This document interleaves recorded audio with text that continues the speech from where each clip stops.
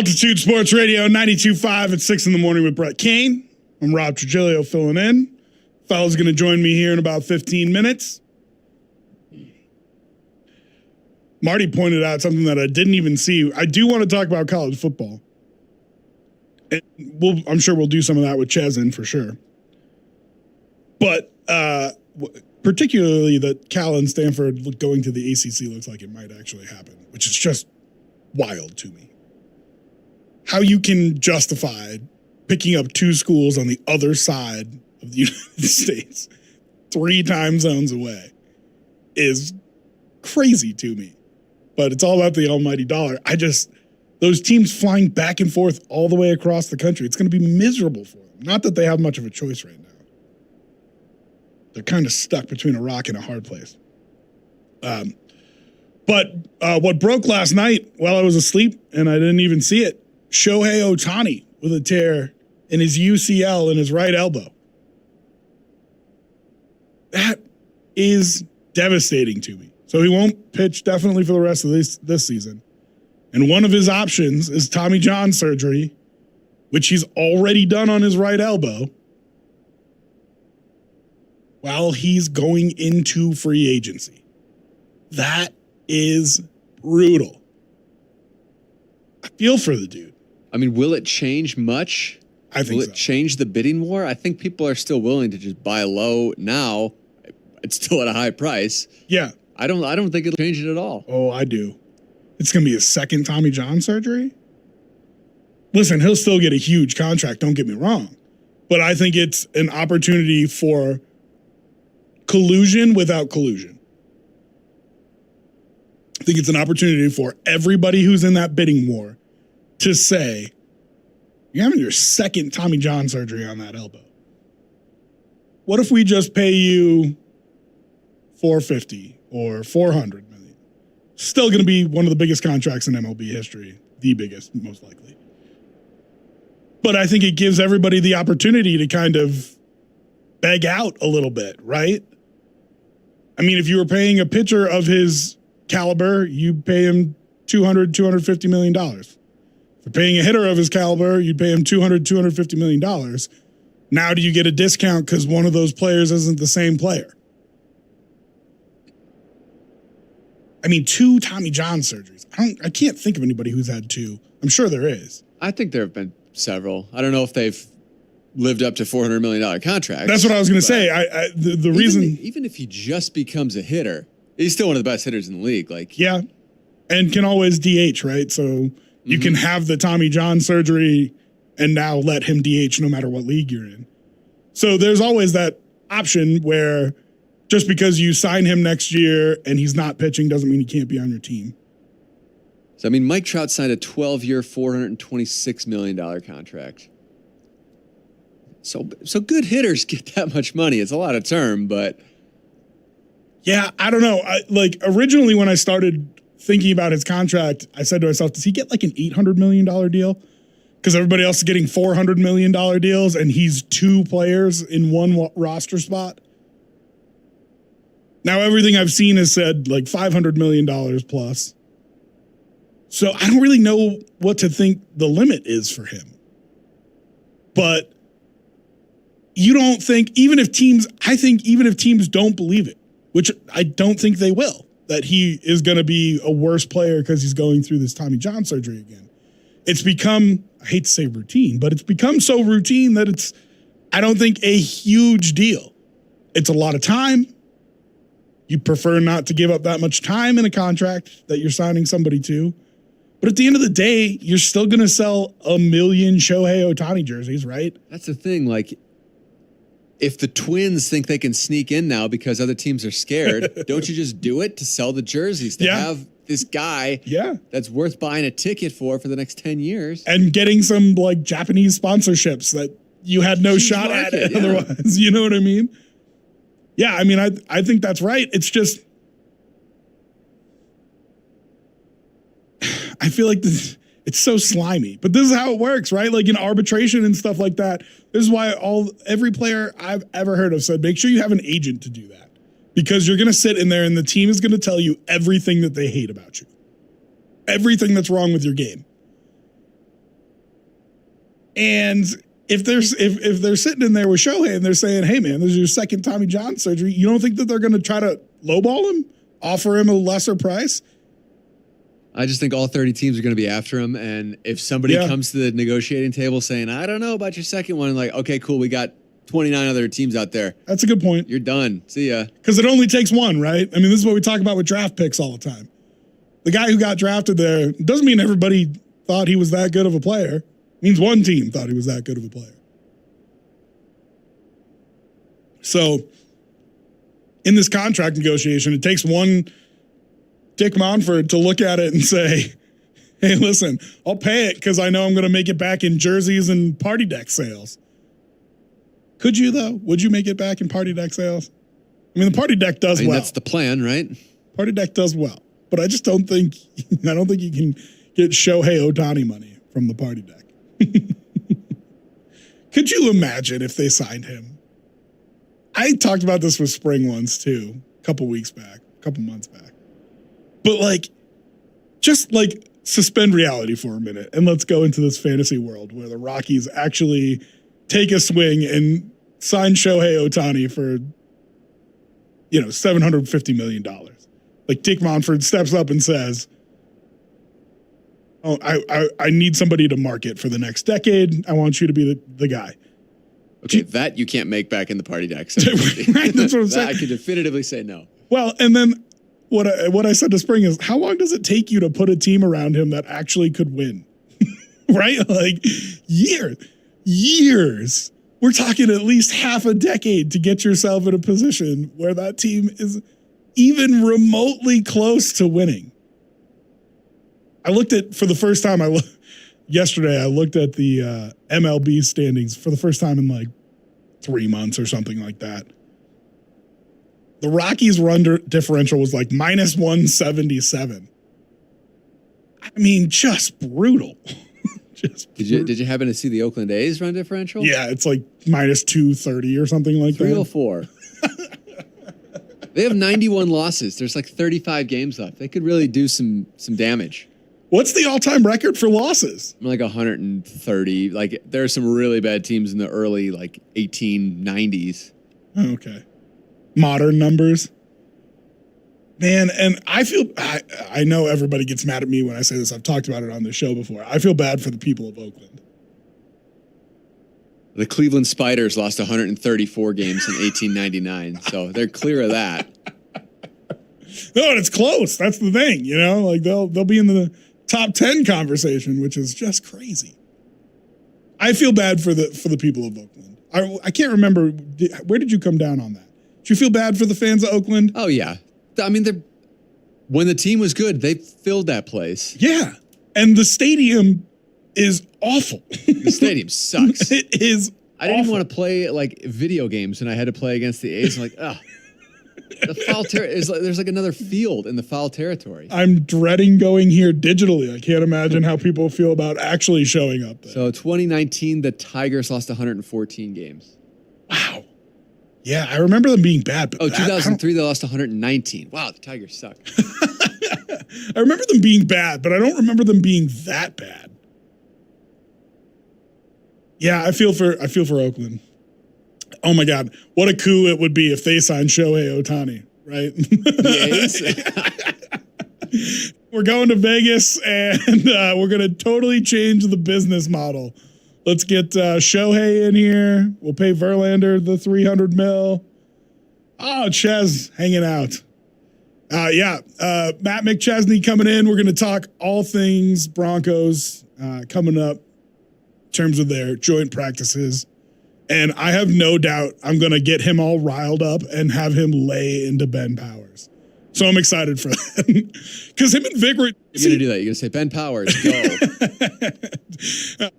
I bet he can hear me out there. But him and Vic went back and forth a little bit on Twitter about how the O-line play was. So I'm hoping I can get him a little riled up. See if I can get him going a little bit. We'll talk about that. We'll talk about the Buffs because, let's be honest, what doesn't get Ches riled up? But we know the Buffs will get him riled up a little bit. Oh, now he's in here. I got to be careful what I say. A polo today. All right. Yeah, man. Looking classy. I like it. It's a good look for you. I'm trying to be as like professional as possible. Okay. You feel me? Like, all right. When I go to the press conferences, you feel like you got to have a collar on? It's so funny. So I was sitting there yesterday and like, I walk into the press conference and it's like, media dude, 6'5", 320 tattooed. I'm like, one thing is not like the others. you don't look the same standing next to same, yeah, but different. Yeah. So standing next to Zach Stevens, you look a little different. Like, so I used to play for the Jets back in the day, right? And Westhoff, the new special teams guy, was our special teams coach. Yeah. So Mike is awesome, and I don't know how many players he's ran through the NFL, but it's a lot. And he walks right by me the other day in the media area, and he stops and looks at me and goes, "What are you doing over here?" And I was like, "Oh, I'm in the media now, coach." And he goes, "They'll let anybody do this, won't they?" He just kind of slapped me on the shoulder and walked on. I was like, "Good to see you, Matt." And I was like, "Love you, coach." Wrong side of the road, buddy. All right, we'll talk a little bit more about Broncos practice, and as I promised, little buffs, all things Denver sports, coming up next on Altitude Sports Radio 92.5.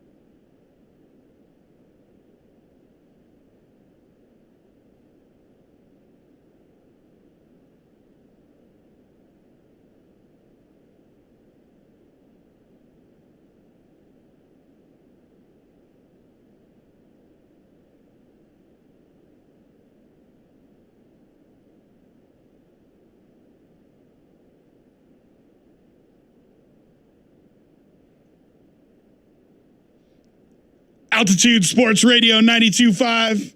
It's Moser, Lombardi, and Kane. I'm Rob Trigilio filling in for Kaner. We got Matt McChesney filling in for Moser. And of course, the venerable Vic Lombardi sitting here. Venerable. Wow, that's a big There's word. only Venerable. one person on this staff that I would allow to sit in my chair during our program. He's acting like I didn't try and give it to him 15 times. He did. He tried to give up the chair. No, he's about to say that he's afraid of you, and that's why he wasn't going to take the chair. I'll tell you this: we would be the ultimate duo in a cage fight. Because what would I do? You're, Right. you're, What ta- role you're would I talking. play? I was going to say, You entice. talk smack. You walk out there and say, "Look, Lakers, I'm your daddy." I would just talk, and And you would do all the You work. see that guy back there? He's going to back it up. What? And then you say, "Daddy, daddy," and we run out with Exactly this. right. This is going to be a great day. Well, we appreciate you flipping your chair, Vic, and letting Ches sit in it. To be honest with you, I like this viewpoint better, but Moser insists on sitting here during our show. This is actually a better place because I can actually see Marty O. Hi, Vic. I could see every one of us on this show from this vantage point. It's great. Also great for me because if I was sitting there, I wouldn't be able to see you At all. or him, or I wouldn't be able to see anybody. You can only see out the right side of your head. This is correct. Yeah. It would be like it would be a 500-mile NASCAR race, 250 laps of me just being like, "Is there a stop sign?" Well, I'm looking forward to it because we're calling a few high school games this year. We're doing Friday night yeah. lights here that's on exciting. Altitude so 92.5, and I get to call a couple games with Chaz, and I know how much he knows and how passionate he is about local high school football. But I'll gather that the second most passionate person at this station, well, Andy's pretty passionate. I am as well. I grew up here. Community means a lot to me. I still follow high school sports, and I can't wait. Dude, it's really exciting. It's the kind of shine that the Colorado prep scene doesn't normally get, and I'm excited that we're the ones that are going to give it to them. And look, it's very forward thinking. I love that we're getting behind this. They open this weekend. We don't start this weekend, but you're going to Creek. I'm going to go watch Ralston, right? Creek and Ralston Valley Is it tomorrow at night. Ralston? It's at Creek. It's at Creek. Yeah. So yeah, I mean that's probably where Nick's going to go to school. My son and Everybody goes to Creek. Yeah, I mean, everybody goes to Logan. well, put it like this: we went over the other day, and I dropped off some body bags, 6yearequipment.com. Yeah. Bam, 2 minutes in, and and we were talking afterwards, and obviously Dave and I have known each other forever, and he walks up to my son, dude, Vic, shake hands, right? So he walks up and does this one. Yeah. Starts feeling up Feels the up his arm, bicep. and he's like, "Oh, you're a big boy. Yeah. You're gonna be just like your We daddy." got a D-tackle I here, greet right? most people that way. Yeah, my son just melted. So like I look at it like this, like I've got some other interviews with coaches to see if we want to go there and stuff. But school's awesome there, football's awesome there, and honestly, I'm gonna have to hire you to tell Dave no. I'm not gonna be the one that calls him and goes, "Hey, coach, so we're going somewhere else." And he's gonna be like, "Matt," and I'll be like, "Sorry, Dad, never mind. We're coming to Creek." But you won't be biased at all, of course, towards Creek. Oh no, there's no bias in As me. you're calling, You know as you're me. calling these games. So it's mostly Friday nights, Vic. Is that right? Friday nights, I believe, is the night that we're going to do most of our calls.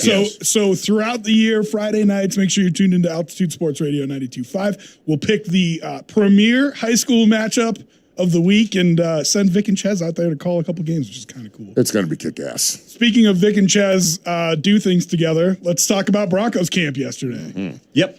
I sidled up next to Chaz and I said, "Learn me some football," because he really obviously knows the game more than most. Football? So I needed to know alignment definitions. I needed to know what was going on the interior. And after about 30 seconds of listening to him spit out information, I was like, okay, too much information. This is like statistics class at Notre Dame again, where I had to drop out after the first week. But here's what I saw. Here's what my eyes saw. Okay, Chaz, help tell me me out. what your eyes saw. My eyes saw the Rams defense get the best of the Broncos starting offense. I saw the Broncos starting offense struggle An yesterday. Aaron Donald list. Exactly. Rams defense, right? That's what I saw. That's what the eyes saw. And I've got to agree. I mean, it wasn't just, look, we said this multiple times, everybody up there. That was your own personal preseason game yesterday. And today's going to be very similar. I hope they're in full pads again because I don't think a lot of the starters are going to play on Saturday, and they shouldn't. It's the last preseason game. But today's even more important than Saturday because you know the Rams are going to sit all of their starters. That's what McVay does. He's telling everybody these 2 days are super important. I was talking to Tremaine Archam yesterday, who's a big offensive lineman that plays for the Rams that I've been working with forever. He almost went to CU back in the day, but then went to Clemson and like won 3 national titles or whatever. So that was a good move. Yeah.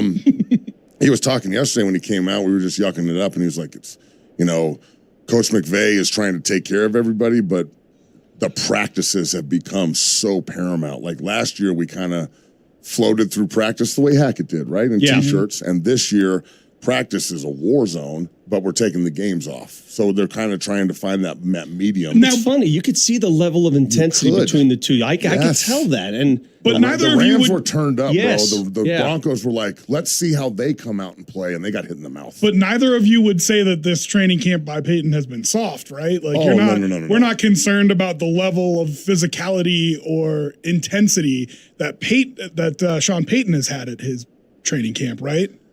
Okay, I am extremely concerned about the physicality, but I'm glad we're doing it because we are being out physical, if that makes sense. Right. We have to do it in order to get the guys calloused and tough like we want them to. But my biggest thing is like our premier, like free agents that we've brought in the last 2 years in the game on Saturday struggled immensely. I want to get to that. We'll talk about that. Trust me, we're going to. And then on yesterday, bro, wow. Like, I intentionally isolate those guys because I want to see. They weren't here last year for the monstrosity. Gregory was, but he only played half the games. Even Singleton in the game Saturday was struggling a little bit. Like, what is going on with these high-priced free agent guys that we brought in? Hopefully McGlinchey can pick it up today. Yesterday, I was glad to see him back on the field, but those guys weren't here. Yeah. They're supposed to come in and help build this culture and bring physicality and show everybody how to do it right. And Zach Allen's out there getting beat like Cherokee drum, bro. There might be 2 of them just over and over and over again. Easy on the old equipment here. You knocked out one of my turn your headphones. camera on, Ches, so people can see you're all dressed up for this. So Yeah, we'll Ches get to showed that. up He's dressed up. He did. Here, I'll show you. I'll do it. Well, but I got these sausage fingers. Vic trying to work technology for Ches is like not something I had on my bingo card today. Thank you. Stop talking about bingo cards. I get excited. Dude, I know my tech. What are you talking about? I have a Macintosh laptop. The only thing I did was get that sued means for you know downloading tech music. for sure. So I'm not saying I know, but I know. To get back to it, so Vic, in your eyes, is there any concern that this Rams team, so Andrew Mason put out a tweet, Rams are still a 9 to 10 win team if they keep Stafford, Kupp, and Donald healthy. I agree with that. So, this is a team that, if it's a 10-win team, you're talking about a playoff team matchup, and you got beat by them yesterday, quote unquote, in this practice. Are you worried about the intensity level at all that they brought versus what we brought? I had a long talk with a Rams official in management at the LA Rams, and he was telling me how this younger group, because there aren't as many veterans on this team as they have in years past, Super Bowl era, that they're chippy because they know they have to be, because they're trying to find roster spots, and you're going to promote and get a lot of that because of it. So obviously the Broncos have a few more veterans than the Rams, and that's just the way this works out. But in this camp, so far, at that practice yesterday, the Rams seem to be the aggressor. I don't know what we'll see today. Day 2 is usually a little different than day 1. Day 2, perhaps players keep their, okay, you want to do that? I got you. I'll get right back at you. We'll see what happens in day 2. But I'll tell you what, Matt, watching practice yesterday, for me, was more revealing and more entertaining than any preseason game I've seen so far. Amen to that. And I agree wholeheartedly. We were standing there talking about how important it was. Like and even Coach Payton after practice, these practices are unbelievably important. Every time I've ever done it, the practices are more important than the game. And then, he came out and he said something kind of revealing that I don't know if anybody else heard it, but when he was talking about the Rams and how they, their veterans showed up in comparison to the Broncos veterans, and everyone was like, well, are you disappointed about the day? The media guys over there. And he said, I'm not really disappointed about today. I'm going to be extremely disappointed tomorrow afternoon if we don't fix what happened today. Yes. So they have got to go out, and this is the same thing that happened in preseason game 1, preseason game 2. Yesterday, and all the offensive lines specifically, they were getting beat with the same stuff that beat them the other day. So they've got to, he's openly saying, we are evaluating this, and it's something that has to get fixed. And now that he's said it to the media, he's one of these savvy-ass old coaches that, can just put one of those like motivational tactics into the medium, like the story that day. So I hope the guys heard it because I definitely did. Well, and that was a shot. Cut 3, it's a long cut, but listen along when he was asked about the joint practices and see what you can gather from what Ches just said. My early years, or our early years in New Orleans, we had a number with Houston because we were close. There's some cities, logistically, when you're out west, there's a handful of teams you typically get used to playing in the preseason that limit your travel. Houston was that for us in New Orleans because that was an easy trip. And then a number of years with New England. I'd say we probably had 5, both at home and in New England. And then eventually we came to LA quite a bit to get out of the heat. So when we did it with the Chargers, it was always us coming to them. Just they did it last week just to get a break from the humidity. What do we like? Well, you get different looks. So you get used to your own team, your own defense, your own offense, and you get a whole new set of formations, defensive fronts. Obviously, you get a whole new set of players that do things differently. So, in a game, you're going to get things that maybe you haven't covered. And today I'm sure we're going to look at plays, both sides of the ball that we haven't seen because either our offense doesn't run them or our defense doesn't play it. But I think that variety is important. And then it also allows you, these are huge reps for so many players that are competing for roster spots. So these practice snaps are invaluable. This would be like a preseason game, really, when you look at the snaps. You said it there. This is a preseason game for most of the players. And this is why they've gotten rid of the 4th one, right? Because most teams have these joint practices that they end up putting more time and effort into than preseason games themselves. We did joint practices with 4 preseason games. I know, but what I'm saying is there was already no need for the 4th one, and then you can kind of replace it with what you do this week. I think they should have kept the fourth preseason game. Really? You do? Absolutely. Why? They're practicing anyway. It's for the young guys, bro. This is a developmental league that they don't have a developmental league for.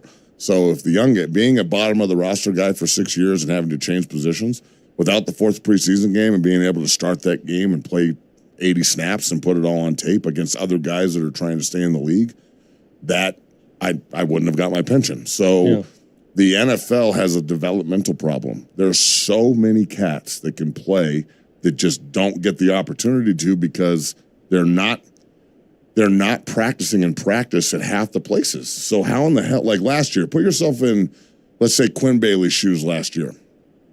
If he's a practice squad player before Hackett got there, and you get there and you can't do anything in practice to show you can play because the trench is all about physicality. We can pass that in T-shirts all we want, but until you get ran over, it's, 2 different worlds.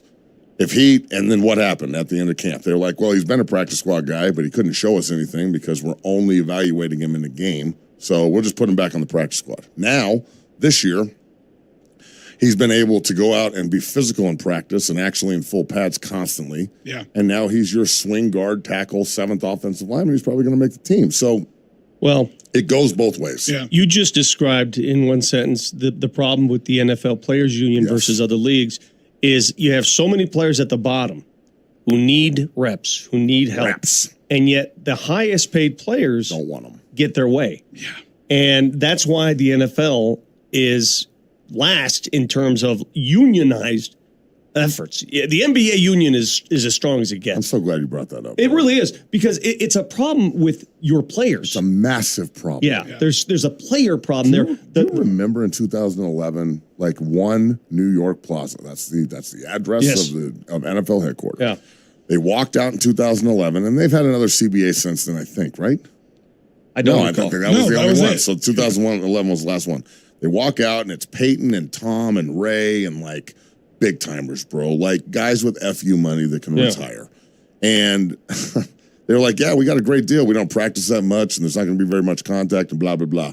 And all the young guys are like, great. And then on top of that, they were like, oh, and also, now, we've cut rookie salaries, so the rookies aren't going to make all this bonus money immediately, and we're going to give it to the older guys. And then they didn't. They just started cutting all the older guys and pocketing the money. Like you've got teams that were last or 2 years ago when the Jaguars were 1-15 and got Trevor Lawrence or something like 2-14. Yeah. They had like almost $95 to $100 million in cap space that they didn't spend because they don't have to. So look, the players did this to themselves. Running backs did all of this to themselves. If you want more money, you're going to have to go work for it. Like, this is football, bro. Real quickly, though, to your developmental point, Chad. Yes. XFL and USFL, I know a lot of people... They're opportunity leagues, not developmental leagues. But that's what you're talking about with the fourth preseason game is opportunity, right? No, that's I'm talking about development, not opportunity. Well, but development happens in these joint practices, not in the preseason game itself, right? College football is the biggest developmental league they have. Yeah, I mean, true. That's the Look, I played in NFL Europe, and that was a true developmental league. You're allocated by a team. They send you over. You're practicing every day. You're playing. They are evaluating you.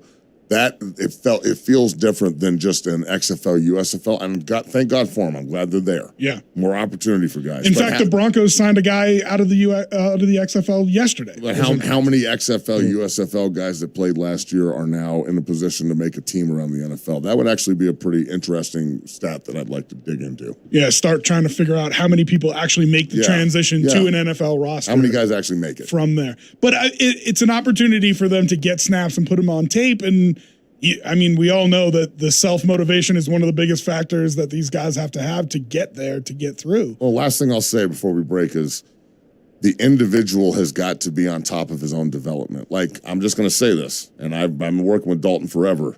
One of the reasons Dalton Reiser is not on a team is because he got drafted and stopped going to develop. He got drafted and was like, I'm going to be a Ring of Famer. And he looked the same and arguably worse his third year than he did his first year. So when you get in the NFL, it means not for long, and you better go to work because somebody else is coming to take that job. Well, and they're not going to pay you, especially if you don't put in the time to develop yourself. They're not going to spend money on that, Vic. So when the Broncos are looking at, we'll talk about Ben Powers coming up because I just have to say the name, and I see the boiling up. Great job, Ches's already. I can't believe how late you are to this first break. I'm blowing it on purpose. Look at you two. Oh, my God. It's really turned into a disaster. No, it's not. We're good. That's not even a skill. It's fine. We're good. Whatever, bro. We're rolling over here. Before we get to break, little man over here balling. Yes, Vic, I'm going late to the first break. Before we get to break, let's take a break because our commercial timeout is coming. No, I do really. Hold on. Before we get to break, I want to talk about Russell Wilson real quick.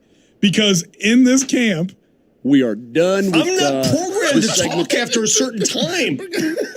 Just keep it rolling till 40. Okay, we'll do a little radio class with you guys as soon as we get into this commercial break here, which I guess we're going to take now on Altitude Sports Radio 92.5.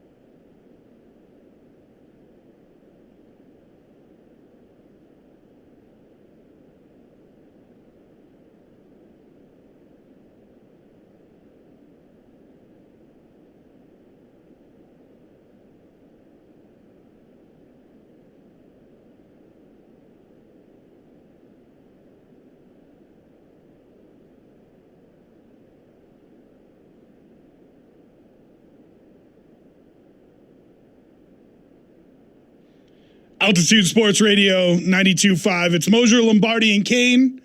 Vic's in, but we got Matt McChesney, and I'm Rob Trigilio hanging out for the fellas. So what I was trying to get to before the break and having to teach you guys how radio works. Look, bro, we're just riding in the car. You're driving. Drive. Well, let me drive then. Stop trying to grab the wheel. Vin Diesel, and Kids, drive the car. Children, stop trying to grab the wheel. No, I want to. Are we there yet, Daddy? I want to talk about Albert Okwuegbunam, and I really want to talk about Russell Wilson. So, real quickly, first on Russell Wilson, Vic. Everything I read yesterday said that he had a pretty good day. He had a couple balls batted down again where the line just caved in on him. That I start to wonder how much of that, and Matt's a better source, how much of that is him, how much of that is the line, what is going on there. Drew Brees was at practice the other day.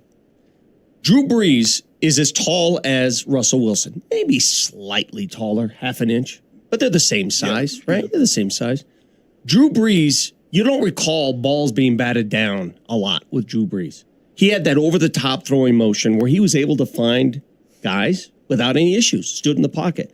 I wonder if that conversation took place with Russ. I wonder if Drew and Russ sat down and talked a little strategy on how to not get balls batted down. Short guy quarterback. Yeah. Okay.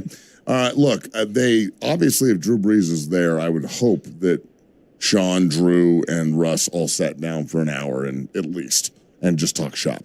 So Drew could try and give him or exchange information. I'm sure that you would assume. Yeah. But at the same time, you know what they say about assumptions.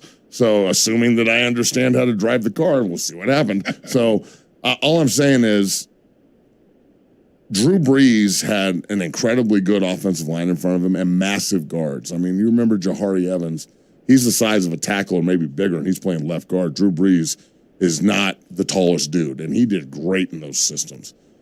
Look, every defensive lineman is taught, especially with shorter quarterbacks, when you get stonewalled at the line of scrimmage, just stop and jump and knock the ball down. He's going to struggle with that the entire year. But the couple times I saw it yesterday, it wasn't a matter of getting in a passing lane. They were right up, like next to him, batting it down. That's because we're getting our asses. Well, that's what I was going to ask you. So, how much is him and how much is the line? It's not him.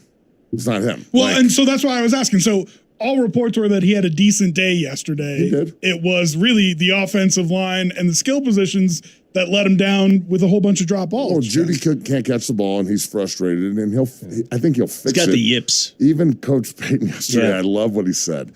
I can't tell you how many parents, players, and coaches have said to me, like, teach him to catch the ball. And I'm like, teach him to catch? What? Yeah. I'm going to throw it to him until he catches it. You're paid to catch. Exactly. And then Coach Payton was like, you're paid to catch. It's not that hard. Yeah. And I was like, yes. Well, and it's not that hard. I hate it when people try to break it down. Yeah, man. Just open catch your it. fingers. Yeah, it's not that. Out, man. A catch is a catch. Nobody thinks about that. Nobody goes through the machinations of a catch. It's like breathing. But it's one of those things, though, that if one guy starts getting the yips a little bit and having trouble catching the ball, do other people see that and go, oh, I don't want to be that guy. I don't want to start dropping the ball. And then they start dropping passes too. And I hope not. Well, I heard that was a problem yesterday. There was definitely a lot of balls on the ground. Yeah, right? And so one of the big questions is it starting to get inside these guys' heads, not just Judy's, but that whole room?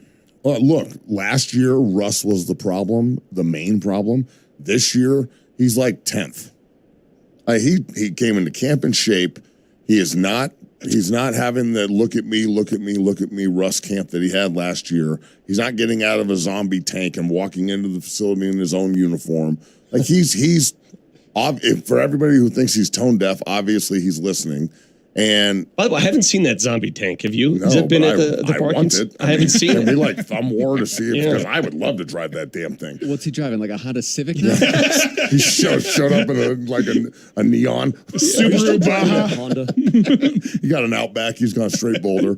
But it's good for Bronco fans to hear that he's not the issue. It is. He's not the issue right now. And look, if Russ is supported this year, the Broncos are going to be pretty damn good, I think. But if we can't get the high price free agents up front to play better, and we can't figure out how to teach and correct these mistakes in a very pertinent way and do it today, I'm very, very worried about the Raiders week 1. I'm going to ask you. Max Crosby gives us a ton of problems when we play him. Because you and I share the same sentiment here about the offensive line has to prove it to me, right? They have to prove it to me. But have you ever asked yourself this, Chaz?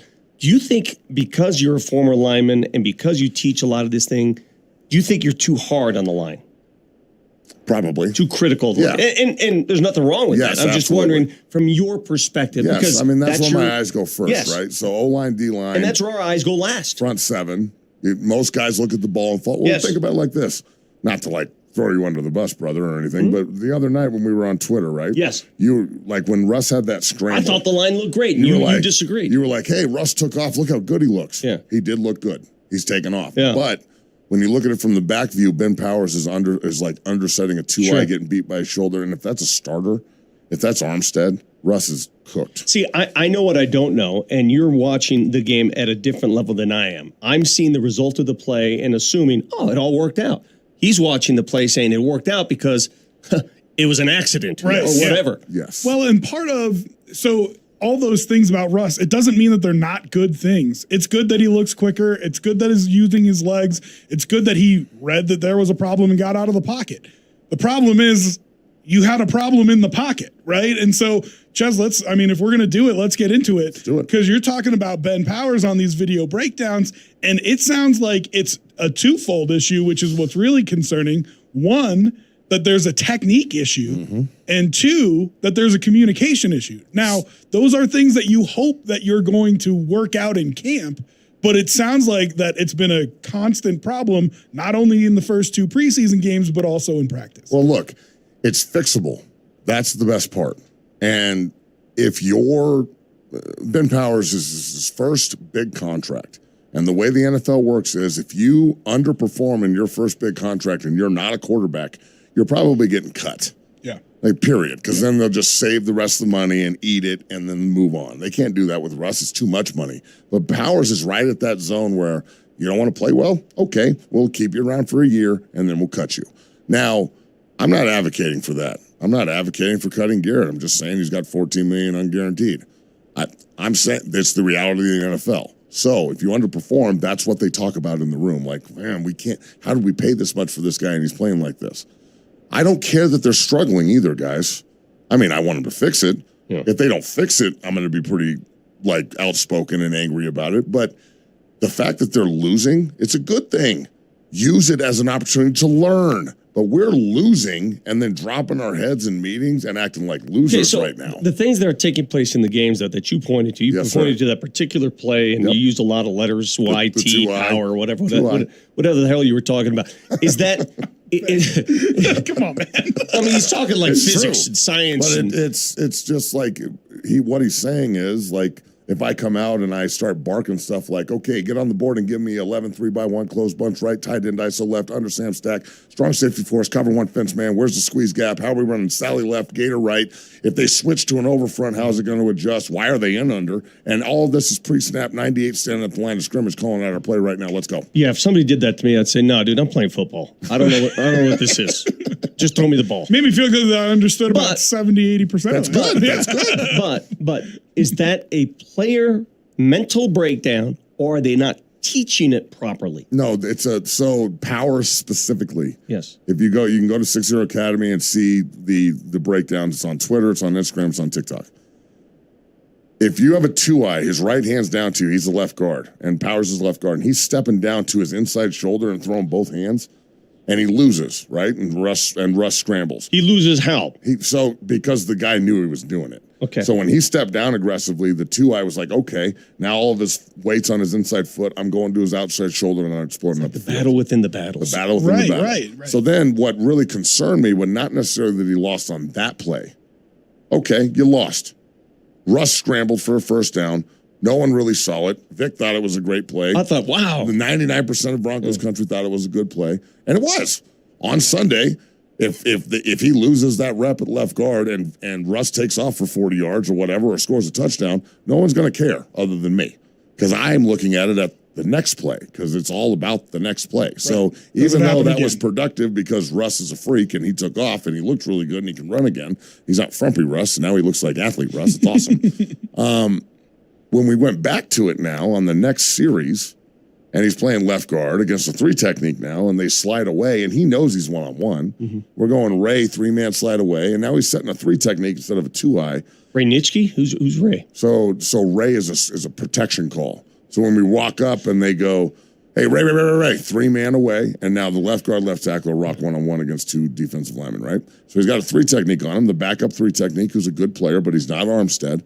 And he short sets him and throws both hands again, and the 3 technique clips the elbow and sacks Stenham around the ankles. Yeah. That is a repetitive characteristic and to by put a guard, and that's losing to a 2-eye with a double hand punch and losing to a tight 3 technique with a double hand punch. And if you put that on tape consistently, week 1's coming real quick. Well, so to put it into layman's terms, and correct me if any of this is wrong, Ches, but really what it sounds like is here's Powers overcommitting to defensive tackles. He's reaching with both of his hands, which gets him off balance. And NFL players are going to know that they can take advantage of you when they do that.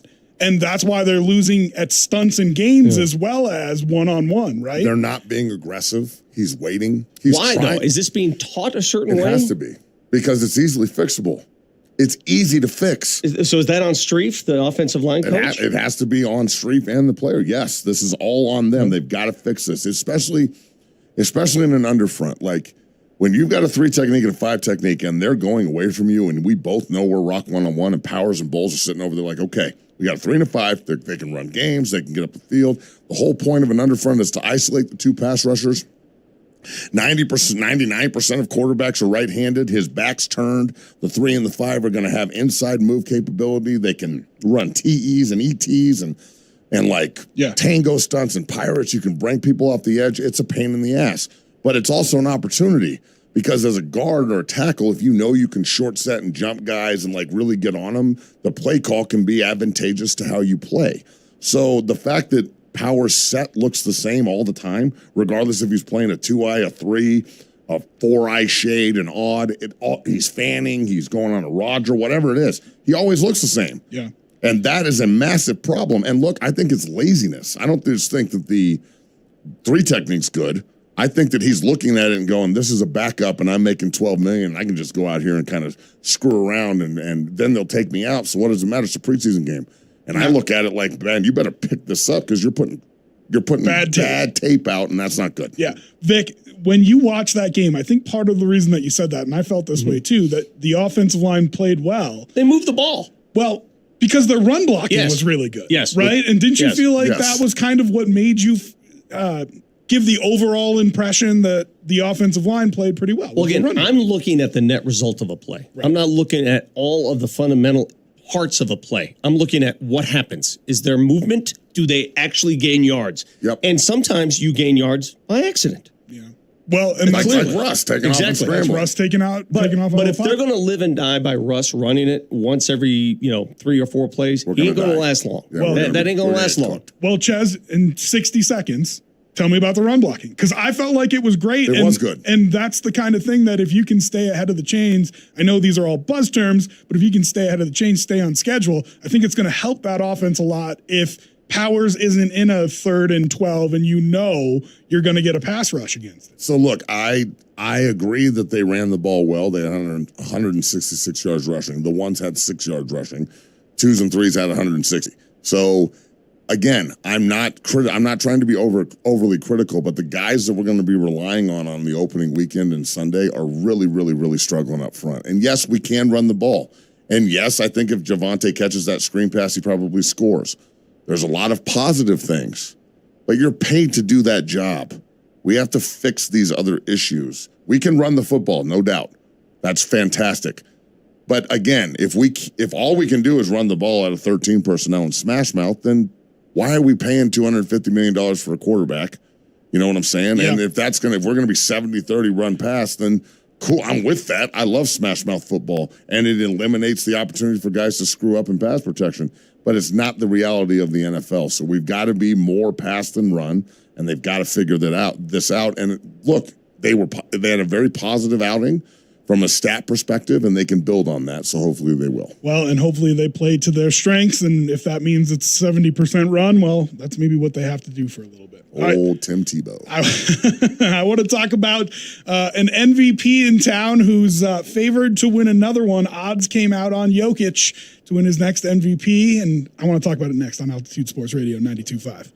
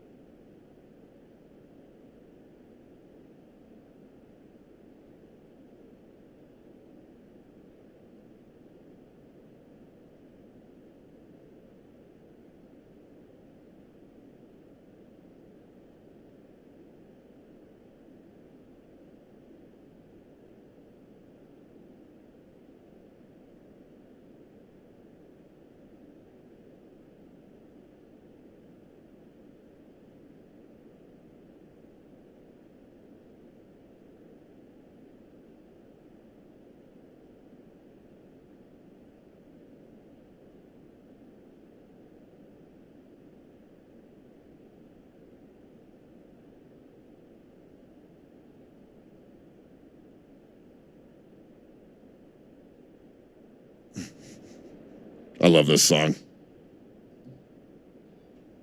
I didn't know we had another Moser here. Moser's only role on our show is to sing along with the music at the break. The bump music? That's what I do from 10 to noon with Dempsey all the time. It's Altitude Sports Radio 92.5. Vic Lombardi here for Moser, Lombardi, and Kane. Matt McChesney filling in. I'm Rob Trujillo filling in for Brett Kane as well. And we are filling in for sure. There's a thick show this morning. Yeah, there's no extra space. I feel like the scat back in the backfield. We are definitely sucking up all the air in here. There's a lot of I'm the heavy breathing. scat back, and there's plenty of room to run. We got a screenplay going right. I'm kick out, Rob's alley, Vic's scoring. Listen, man, you're going to be well protected. Yes. That's all you need to know. All right, so I want to talk about Nikola Jokic and possibly his third MVP. A whole bunch of betting odds came out on who the favorite is for MVP. He is number one in most of them. I know BetMGM has him at about plus 400. And I think Doncic is the next closest at plus 500. ESPN did their offseason, who's going to win the awards, all that kind of stuff. Everybody picked Jokic to win an MVP. You know why? Because it feels like a make-up for last year when he was supposed to win another one and didn't.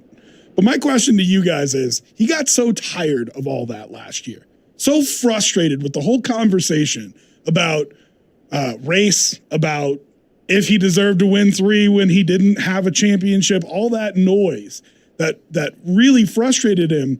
They've now put a cap on the number of games that you have to play to be eligible for these awards. Yeah.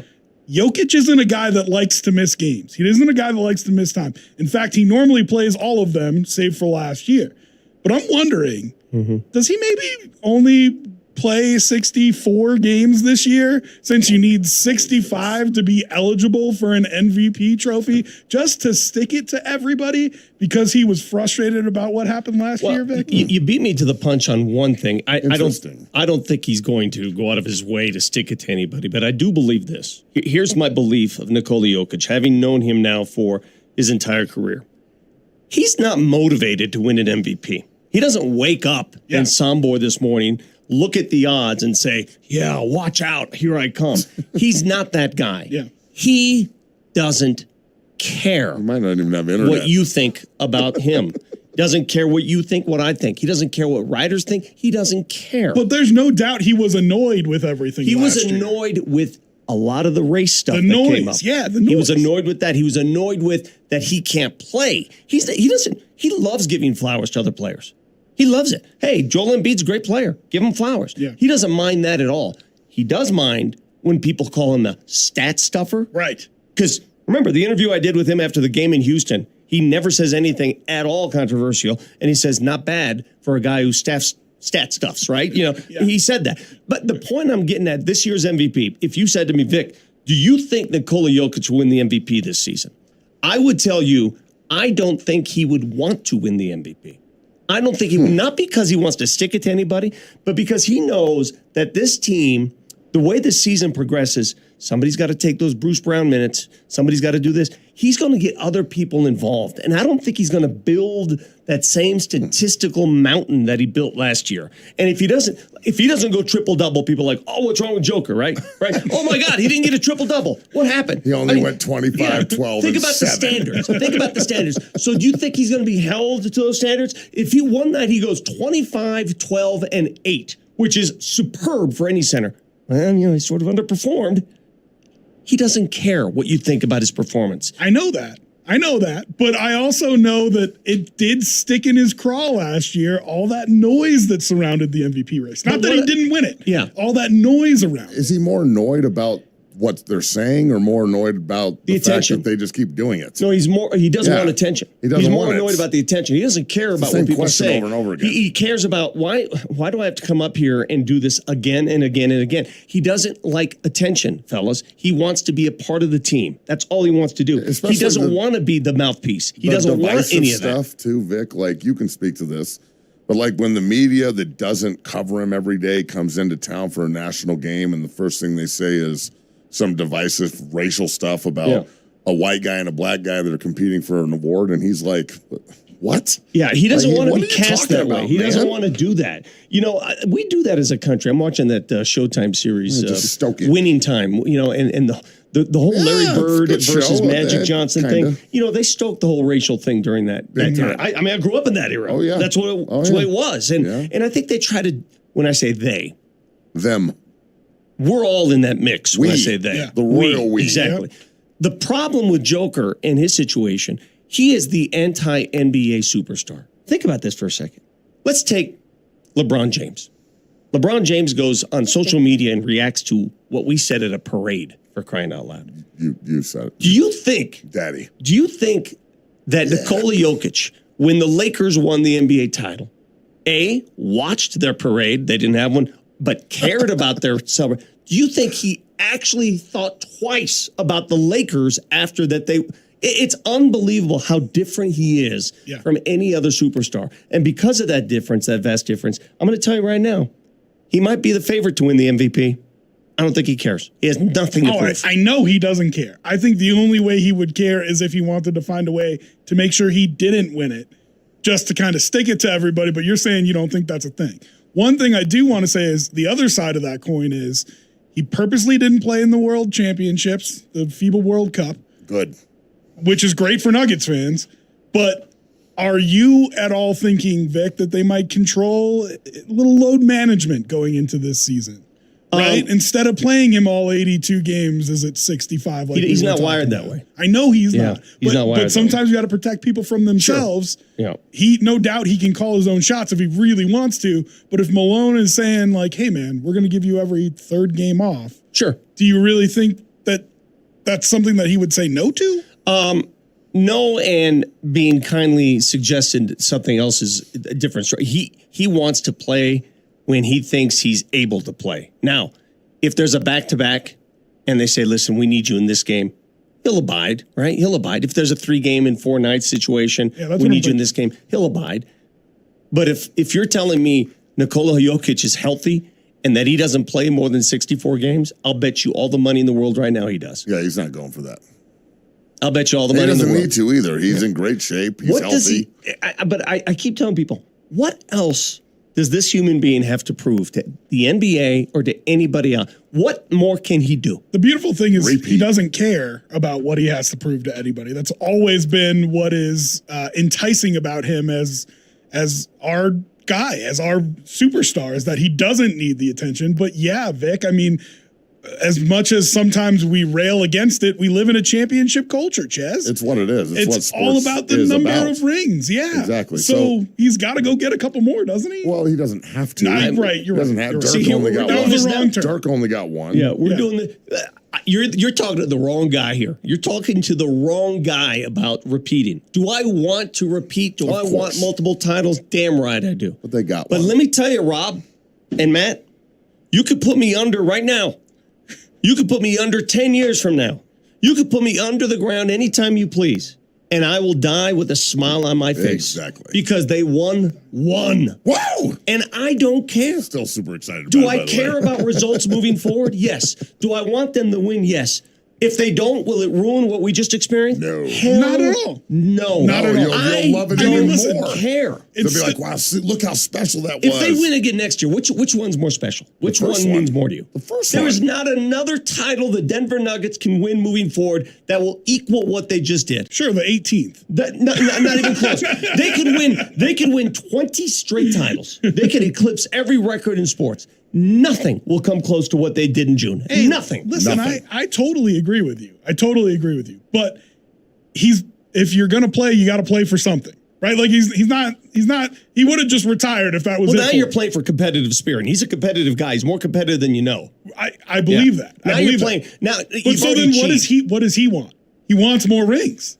Everybody does. His answer is the same to that. Why everyone plays to win. Listen, I disagree. He's not sitting at home saying, "Oh my God, I got to get more rings," because I don't think he's not doing that. You know what he wants? He wants to play a clean game. And if the rings are produced playing a clean game, a good team game, and if the rings show up and the team plays well, great. I agree that he wants. They will.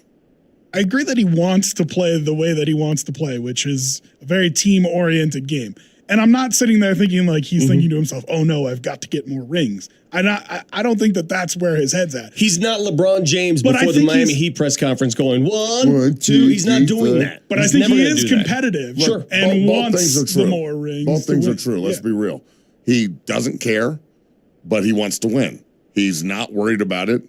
But when it comes down to it, if they're in a 3-3 tie in the Western Conference Finals to go to the finals, then he's going to care at that point pretty hard. And I've seen him jump on his guys before, in many games to get them going. So I think the fact that he's so humble and that he projects this whatever happens mindset is a good thing because he's so damn talented. Like the mix it's a perfect mix to get a different superstar that everybody gravitates to. Because I bet you Nikola Jokic is the kind of cat that would get along with the last guy on the bench. Yes. Just as well as he gets along. In fact, those are his best friends. Exactly. Yeah. Those are his best friends are the guys who don't play. Exactly. Those are the guys he hangs with. Well, like he's got a grunt mindset, but he just happens to be the best player in the world. That's exactly right. Which is why I love him so much. And you see it with the relationships that he keeps too. Juancho Hernan Gomez is like his best friend, and he's a bench player. He was a bench guy. From Larry in Lakewood on the text line, if you want to text the show, 303-504-0925. Larry says, we, the Nuggets fans, do not care what Vic does not care about. I like that, Larry. Larry, you are your own person. You have your own mind. I'm on a radio show where I'm asked an opinion to give my opinion, and I'm giving it to you. So if you don't care, that's fine, Larry. But the point is this. Here's an argument I will make, and you cannot dispute this argument, Larry. There's nothing you can do to dispute it. Larry. The first one in June was the most special one we will ever see. The end. Well, there's no debate. And you can win 3. Did you hear that, Larry? The end. It's over. Do you see what happens, Larry? You just got pinned. Do you see what happens, Larry? It's over. There's nothing you can do to debate that. The first one, after 50 years of misery, is the best one. You see what happens, Larry? You can't fight me on that. When you mess with Vic, do you see what happens, Larry? You can't win that battle. Do you see what happens, Larry? We have Andrew Siciliano coming up next, but I think Vic Cause tends to agree with you. And Nuggets fans from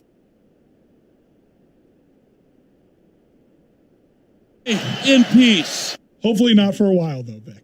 Don't leave us for a while. I can die happy. Do you see what happens, Larry? Andrew Siciliano coming up next on Altitude Sports Radio.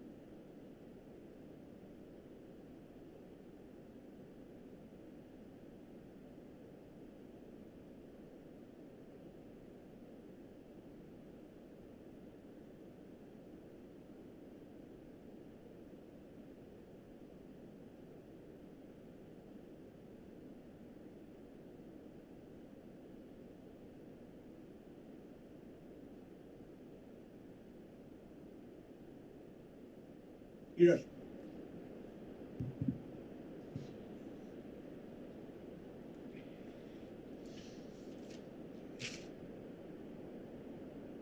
Altitude Sports Radio, 92.5. It's Moser, Lombardi, and Kane. Vic in. We got Matt McChesney in. I'm Rob Virgilio. And we're joined now by Andrew Siciliano of NFL Network. He also calls the Rams preseason games. So he's in town watching the joint practices. And I just got to know, man, did you get a chance to sit and talk with Drew Brees while you were on the sidelines yesterday? I did not, guys, and good morning. I was far more concerned with finding shade under a goalpost because it was hot as Hades out there. Yeah, that's Denver for you. My practice routine was find shade, follow shade around the field. Andrew, you have a wonderful voice, first of all, and you're a great broadcaster, but what happens to the red zone now? That's the first question I have. What happens to you? And I'm sorry to start there. I miss it. Yeah, because I don't. Do you just crumple up and die? What happens to you? Die? No, I answer the phone. This is actually me. It's not some AI version of me. I'm not living inside a machine like it's some bad like it's Black Mirror or something. And I'm being kept alive in a server in the cloud somewhere. This is actually me. No, I am alive. We had 18 wonderful years at the Red Zone Channel. We invented it. I'd say I didn't invent it, but obviously all there from day one. David Hill and Eric Shanks, TV pioneers, James Crittenden, yours truly. We all started this thing in 2005, and I'm not patting anyone on the back, but it kind of changed the face of sports television. And now there's a baseball, there's a soccer, I've done the Olympics multiple years doing the Gold Zone for NBC. So it kind of changed the way we consume television.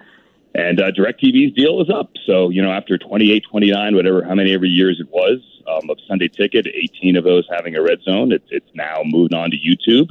And then maybe 10 years ago, whatever it was, NFL Network started doing one for cable. So if you don't have DirecTV, then you could, see the other version, and that other version, because the NFL controls the rights, will now move on to YouTube. I have some other things going, which will roll out in the next week or two, and it's going to be a fun season. I'm looking forward to it. And looking forward to a new chapter. Andrew, Russ looks in shape. He looks better this year. The free agents they brought in are having trouble finding their stride, in my opinion. Do you think Russ needs as much support as we think he needs as well to be successful this year? Is Russ the guy that is so good these days that he makes everyone around him better? I don't think so. I guess that's the easy answer to the question. So, yeah, he does need support, but I think every quarterback needs support. I mean, there's a very, very short list of guys, Aaron Rodgers maybe being one of them, Tom Brady certainly being the ultimate one of them, no longer playing, that once you put them into the mix, everybody steps up their game, everybody becomes a better player. It's that Jordan quality. It's almost like I'm afraid to be the guy that's known as the person that didn't help this guy win a championship. That makes sense? Like my level of play, my level of play is going to be higher because I don't want to be, part of a team that didn't win with this guy. I don't think Russell is that guy necessarily anymore, but I think he's still talented. You can still win with him. And I think with good coaching and good players around them, which you certainly do have here, the question is, do they have all the players? Can they protect him? He needs the protection. Yes, he's slimmed down. Yes, he's moving. I get the impression Sean wants him in the pocket a little bit longer and not be so quick to get out of the pocket and move. But I also think there's probably, that part of Russ that says, hey, I'm slimmer and faster than I was last year. Like, I want to get back to that part of my game. But there's also I'm into my 30s now, and even if I'm slimmer, I still can't move like I did in my 20s. Andrew Mason, one of our local writers, said that the Rams are still a 9 to 10 win team if they can keep Stafford, Kupp, and Donald healthy. Now, there's no doubt they won the practice yesterday against the Broncos, but I'm just trying to gauge what level of competition they're playing. Are they the 5-win team from last year, or now that they're healthy, do you think that they're a 9 or 10 win team that can make the playoffs? It is a very difficult question to answer, but let me tell you what they think. internally, look, Sean McVay and I sat down at NFL Network on the first day of training camp. I'm back together Saturday, and we were joking about 6.5, which is what Vegas has their win total for recreational purposes only, of course. And he joked, we think we're better than that. Oh, not joke. Like he joked, like bring it on. Like that's going to make us better, like any coach would say. Sure. I think the Rams do believe that if they can keep Matthew Stafford upright, if they can protect him, that they have the pieces in place offensively to be a good offense. They, in their first 12 games last year, the injury started with Logan Bruss, their third-round pick, in a preseason game when he was lost for the year. They had 12 different O-line combinations in the first 12 weeks of the season, and that was not because we're trying to find different fits. Like, hey, let's move that guy. This doesn't work. This guy's better at guard. No, it's because they were losing somebody every week to injury. So they believe that if they could find the right 5, that they have the talent to be a good offense. The issue is defensively. It's Aaron Donald and Ernest Jones and some very young pieces in the secondary, some stunningly inexperienced depth at edge, at outside linebacker, and up front on the D-line. The Chargers ran for 214 yards against them in the first preseason game and had a 71-yard touchdown called back. Whoa. So, again, the first preseason game, Kellen Moore is not going to be dedicated to the run for 300 yards. This has been a regular season game. You and I both know that wouldn't have happened. But their big issue, short answer, which I'm awful at short answers, is can they stop anyone? And if they can, I think they're going to be better than people thought. Andrew, watching Stafford sling it around yesterday the different arm angles he uses until you see it in person. And you're like, whoa, is this a video game or something? But then I saw a pass. It was a post corner, and it was about a 38, 40-yard reception. I said, damn, there's Stafford again. Oh, no, that's Stetson Bennett. I like the way he throws the ball, Andrew. Yeah, I think you're talking about that one to Austin Trammell on the left sideline. Yes. He's got something, and I'll be honest, it didn't look good early in camp at all. There was a lot of, wow, he's wearing John Wolford's number. He's not the biggest guy. Is that just John Wolford running around out there? Not to tear down John Wolford. Good for him for going from working on Wall Street to still getting 5 years in the NFL. Like, I love the guy. But there was maybe some skepticism the first week or two from people watching. And then he got in the game, his first game, week 1 of the preseason. And in his first 3 or 4 throws, he could have had 2 picks. There was a pick 6 that was dropped in essence, and another pick that could have been a pick. And then all of a sudden, the light went on, and he marched him up and down the field. And then same thing last week. He had some rough moments, but when he gets in a groove, he's marching him up and down the field. He did throw a pick 6 last week. That was a miscommunication with veteran wide receiver Tyler Johnson. Stetson owned it. It was probably on him, but there's clearly a miscommunication there. And he threw it right to the Raiders' safety. They drafted him knowing he was older. And he's the second oldest player on the roster, isn't he? Right. At this point, because he went to school for 18 years. Actually, here, I'll give one. Other than Aaron Donald, guys, can you name the oldest player on defense? Oh, God, good luck. Yeah. No idea. Oh, man. They got rid of everybody, man. Yeah, that's a good question. He's a guy you probably didn't even know was on the team. He didn't practice yesterday, but he's going to start. All right, last question for me here, Andrew. Hold on. Who is it? It's veteran corner Akello Witherspoon. That's Colorado Buffalo right there. But I never would have gotten it. Hey, he's the most tenured guy outside of Aaron Donald? On defense. On offense. Well, they got dudes on Cooper offense. Kupp, Tyler Higbee, Rob Havenstein, Matthew Stafford. There's certainly better. What is Spoon, 6 years?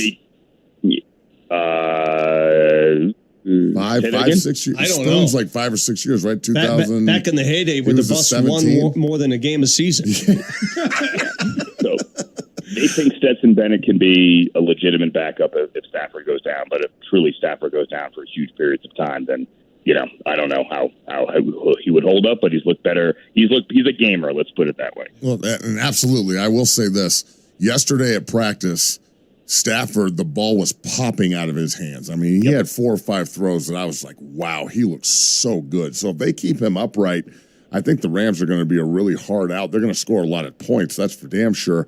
The question is, Can Matthew Stafford stay upright, or is his body just one hit away from just going to retirement? He will tell you that he feels better than he has felt in a long time. And, you know, we had the conversation on air a couple weeks ago. Andrew Whitworth's my broadcast partner, and we had Stafford on the field on headset during the game. And Whit had said something during the week that I wish the quarterback show on Netflix had been with Matthew last year, because people would not believe what he had to go through physically to get ready every week. And I asked Stafford about that. I'm like, you know, because Whit's on with us. I'm like, this is a safe space, you know. Yeah. Well, how bad was it? And he didn't want to go there. He's like, hey, guys, listen, I mean, I love you, Whit. All of us go through at this age a lot to get on the field every week, but I could just say that I feel great. And the Rams truly do believe that that's the hidden benefit of shutting him down last year, is that he got the longest respite from football that he's had in forever. And that he, even despite his age now, is going to take that rest and come back and have a great year. Real quickly, just to follow up, was it mostly elbow issues, or was there other stuff going on, Andrew? Yeah, no, it was mostly elbow. Okay. But I mean, there was back, neck, other stuff as well. It was far less concussion and more neck. By the way, Whitworth is a treasure. I had the pleasure of playing around a golf with him at Frost Creek here in Colorado. He's a member. And he's telling me a story. Have you seen the size of Andrew Whitworth, right, guys? You've seen how big he is. Sure. Do you know that he played tennis in high school, and he was like a tennis champion in Louisiana? Has he told you that story, Andrew? That guy that size played tennis. No. He could do anything. Like, honestly, if he wants to run for president, especially after watching that last night, please, Andrew Whitworth. You know, he could do whatever he wants. So, and if you want to see something about it, you want to laugh about his size and my size, look at my Twitter or Instagram from last Saturday, because we recreated Danny DeVito's twins. Oh, beautiful. Yeah, I'm in that realm too right now. I got two offensive linemen in front of me, Andrew. I know what you're feeling. You get it. All right, Andrew, thanks so much for joining us. Hope you can find a little shade out there at Broncos Rams practice today. You got it, guys. Talk to you later. Andrew Siciliano of NFL Network hanging out with us. Appreciate his time. God, his voice is so soothing. He's so good at what he does too. I love it. But the voice alone is just you'd have to think, you know, the sunblock for him is paramount out there. you get my drift. For Andrew. Well, I tell you what, there's no bucket hats allowed, so if he doesn't put sunblock on, he's in trouble. It's been 90 degrees for a while, and for some reason it feels 150 degrees at every Broncos camp. Why does it feel hotter there? Bro. Why is it hotter there? The humidity was on one yesterday. I challenged a member of the media. I offered them $20 to reach their hand up my back just to feel my back sweat. Oh, God, please stop. And no one took me up on that. That's easy. You didn't ask me. Please. If you would have done it, that's why I didn't ask you. Oh, we'll break that down, and we'll talk about Albert Okwuegbunam next later on Altitude Sports Radio 92.5.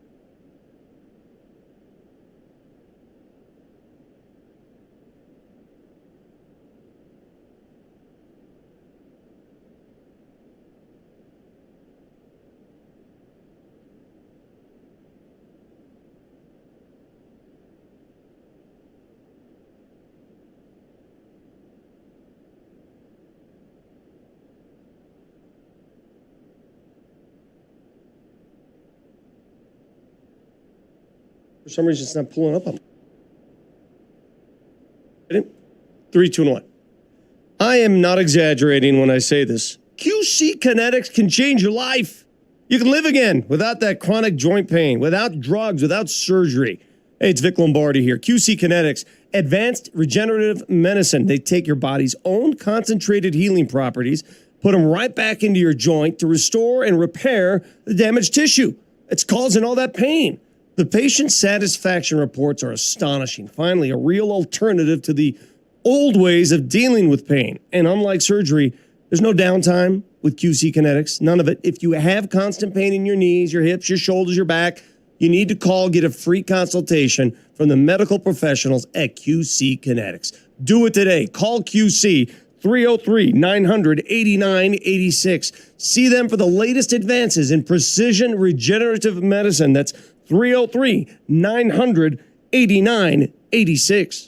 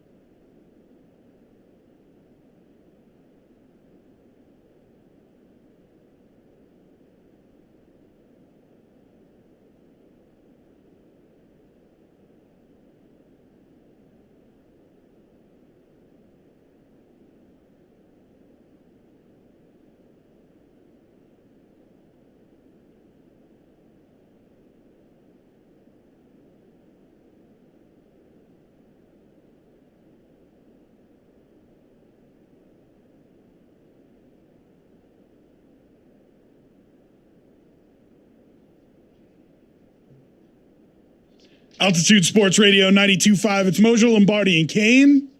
Vic, of course, in here. Matt McChesney sitting in. Hey, have you read Jeremy Bloom's book yet? Did you play with Jeremy? I did. Okay, so Jeremy Bloom wrote a book recently, and I just went through it, and I'm not sure if it's even available publicly, but he got it out there. If you have a chance, I'll text him and get it. It's it goes through all his history of playing at CU and the business decisions he's learned to make from sports, right?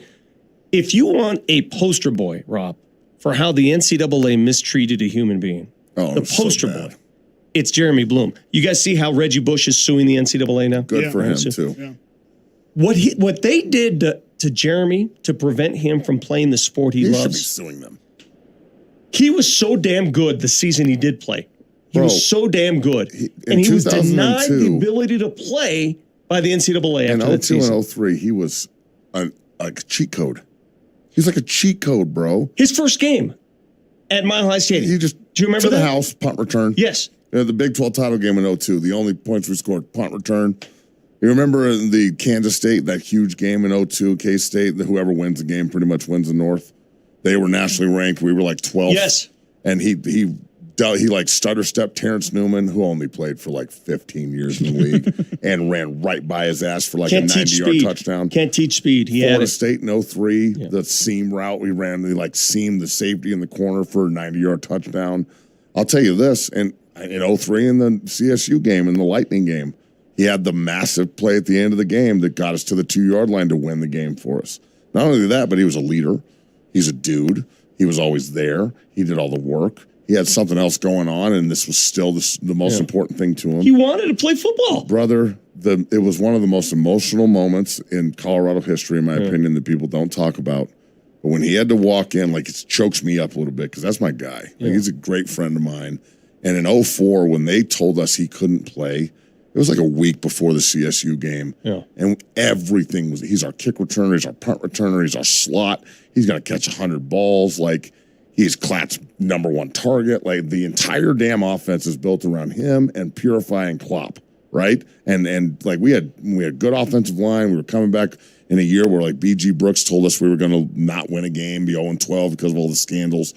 And we were 8-5 that year and won the North. And we lost in overtime at Missouri. We lost in overtime at Texas A&M. If he plays on that team, and we just have the Jeremy Bloom effect, where at any moment this dude can take it to the house, I bet you we're a 10-win football team. Things. It changes everything. Yeah. And when he walked in and said to us in front of the whole team, "Boys, the NCAA won't let me play," it was heartbreaking because you could hear, like, his voice was cracking. He almost started crying. Like, and he had to go out and, like, wave to the fans and, like, say goodbye. It was a travesty. It's jacked up. It's the NCAA, and I'm just going to keep saying this. I'm, like, angry right now. My lips are quivering. It's the most corrupt, ass-backwards organization that's ever walked the earth when it comes to sports. They are there to support college athletes, and all they do is screw with them and 100 years of suspending them for selling a plastic championship ring or getting a tattoo or whatever other monstrosity they want to throw around the way with a sweatshirt. Bro, it is just disgusting. The NCAA is a disgusting organization. Anybody that still works for them, like, if you walk up to me, you're like, "Hey, I'm Bill. I work for the NCAA." I'm going to be like, "You're a piece of crap, Bill. I don't want to talk to you." Well, and here's That's where Rob worked before he came over to KC. You actually worked for them? No, I didn't. Oh. He's just trying to sow discontent inside the room. So you didn't really work for him? No. Okay, good. No, I did not. I took that really seriously. Marty was an accountant for the NCAA. Still have a side thing. Yeah. Well, hey, man, it's Marty. We need to go in the hallway after this. So the craziest thing about that is he's not even the one in the family that got a movie made after. I know. I know. Damn good movie too. Good movie. It was really a great good movie, right? Yeah, it was a great movie. It was a good movie. Great movie. One thing I want to ask, since we got on the college football topic, right? You're sitting here, Chaz, reliving all those memories about K-State and your Big 12 North titles and all that kind of stuff. They haven't announced who the divisions are going to be or if they're going to split into divisions when the CU goes back to the Big 12 next year. Vic, do you have any teams that you, like, have to see them with? Why does there have to be divisions? Because there's too many teams. No. Yeah, there doesn't have to be. But what's the point of having a division in college football? Because don't you want to play as many conference games with other teams as you? What's the point here? Well, what are we doing? The point is that they want a championship game so they can make more money. Well, they're going to have one regardless. Yeah, you can have a championship game without divisions. But they don't have divisions now, and they have a championship. The best two teams play. They're one of the first ones to do that. They also, I've heard people talking about pods where you have like four teams that you play every year. That's going to happen. So they're going to 20 teams, period. Everybody is. I think the ACC is the next one to get plucked. How soon? Well, look, the ACC's got a TV deal that runs to like 2036, and it's harder to break it than people are giving them credit for. Florida State and Clemson, and I would, if I was running it, I would take Georgia Tech because they're in Atlanta, and then another one. and take them to the SEC, and then the ACC crumbles. If I'm the Big 12, I go after the U, Pittsburgh, Louisville, and Virginia Tech, and then you've got the East Coast to essentially the Rockies, and you got 20 teams. And You're then still missing the big one. Yeah, but you're Notre Dame is too smug, and they'll never get missing no the big conference. one. And They're going to go to the Big Ten. Look, nobody cares. They're going to have to get into a conference eventually, maybe. Or maybe you just have 10 independents. Maybe Army, Navy, Air Force, and Notre Dame, and you guys can go play New Mexico State. That'll be a great rivalry for you. But I look at it like this. 11-0 every year. Damn right, in the playoff. And in the national championship And the playoff, game. baby. Right. I'll tell you this. If they do go to 20, which I think they will pot it, and you'll have a situation where you play 3 teams every year. So who are those 3 for you? So I think one pod's going to be BYU, Utah, Arizona, and Arizona State. The other pod's going to be Colorado, Kansas State, Kansas, and Oklahoma State. The other pod's going to be Iowa State, Cincinnati, West Virginia, and Houston maybe, or UCF. No, they'll put all the Texas schools together if they do that. Well, right? Oh, yeah, I forgot about that. The Texas schools will pod, so you'll have TCU, Texas Tech, Houston, and Baylor. They'll pod it. You know what, Matt, when the announcement was first made and they said that CU was going to head to the Big 12, part of me was like, damn it, I wish they would have held out for the Big 10. But then when I took a step back, see, I can say I'm wrong. Earn it. I can say I'm wrong. At first, I was like, oh, damn it, they should have stopped. I like the move to the Big 12 because I like being a bigger fish in a smaller pond. And I think they'll be more competitive. They don't have to worry about competing against Michigan and Ohio State and Penn State. They don't have to worry about that. You're competing against Oklahoma State. Not to say that they're nothing, but it's a lot easier than Michigan and Ohio State. If Oklahoma State and Kansas State can run the Big 12, even with Oklahoma and Texas in it, because the last 10 years, Oklahoma State and Kansas State have been to multiple Big 12 title games. Kansas State's the defending champion from last year. Oklahoma State was in it the year before against Baylor. Oklahoma and Texas, yes, they have dominated the Big 12 since they've been in it, but not recently. This is their last year in, and then they're gone. CU going in with the other teams from the Pac-12, again, I'm going to say this. With Oklahoma and Texas leaving, Colorado and Kansas State are tied for the most Big 12 title appearances. That's amazing. And we haven't been there in 15 years. Amazing. So it's remarkable. I think they can go in and be a huge fish in a small pond. Sure. Rick, and then they can dominate that entire conference and be the big dog. Before we proceed, I need to know, who is your college football team? I don't have one. And that's part of what I love about it. You've got to have one. I grew up here watching McChesney and CU play CSU and Air Force be ranked in the top 10 and play Notre Dame down in Colorado Springs. And I just grew to love college football. My favorite thing is to sit down on a Saturday and get to pick which games I watch instead of being interest for dialed into one. I mean, I have teams I like more than others. I mean, I watch all the games. I love college football, but that's what I love about it. That black and Sure. gold. Yeah, baby. I want to ask Chaz a question about this because, last year, you remember when Air Force hosted CU and it was a bloodbath. Oh, it was a disaster for CU. I never want to play them again, ever. I was good. The question I posed to my boys a couple weeks ago is, if Air Force and CU played week 2 this year, week 2, you play the game anywhere you want. We don't know a thing about what Dion has up there. We know the skill positions are amazing. CU and Air Force. Then you found CU. Who wins that game? Air Force. I said the same thing. Bro, Air Force is such a matchup nightmare. Like, think about all the teams they played in the Pac-12 the last 5 years. They beat Washington State in a bowl game. They beat Louisville in a bowl game. They beat CU twice. I'm pretty sure every Power 5 team they played over the last 5 years, they beat. Like, the option is really hard to stop when you never play it. It's a one-off. You're like, hey, we got 3 days to get ready for Air Force, and Air Force is like, right, yeah, it's the Syracuse 2-3 zone, right? And the Mountain West teams are better suited to play against it because they play against it every year. So you've got guys who played against the year before, and the year before, and the coaches know how to counter it and everything. So Boise State is better suited to play them rather than Washington State in a one-off in a bowl game. Georgia Tech, for the longest time, ran the option. They're not a military academy, but they ran the option. They actually did pretty good exactly. on it. When CU was winning national titles and contending, they were running an option. Yep. They were running an option. Why don't teams run it anymore? They do. The zone read is option. It's just with receivers. Look, I think this year what you're going to see out of Coach Lewis's Kent State offense is every inch of the field is exploited. They're not just running routes. So you're going to see Shador run. You're going to see the stable of backs they have run. I wouldn't doubt if you see a lot of Wildcat. Like I was on the first team that ran Wildcat in the NFL in Miami with Ronnie and Ricky and I remember that Patrick squad. Cobbs. Like that was fun. Yeah. And when you have McCaslin and Edwards and you have Cavassier Smoke, who's a monster, like Shador can just pick up his foot, run out to the slot receiver. Cavassier takes a snap, and you got 3 guys that can run the ball. So I know that people don't know a lot about them, but I do. I've been to practice. I'm in, obviously. Pretty interwoven what they got going on up there. I've worked with a bunch of their linemen. Savion Washington's a pro. Christian, all 6'10" of them is a pro. I like what they're doing on the inside, rotating guys and trying to find the best 3. Their skill players, guys, are so good and so fast. And in college football, when you're always on a hash, people rarely talk about this. The hashes in college football and the NFL are so different. You're always on a corner in college football. You're always running to space. And that means people have got to tackle in space. And I'm telling you, college guys have a problem tackling skill athletes in space everywhere. And they're going to score a ton of points. We're probably going to give up a ton of points, but we're going to score a lot of points too. So I wouldn't be surprised if we have a Heisman candidate at the end of the year. Travis Hunter's special.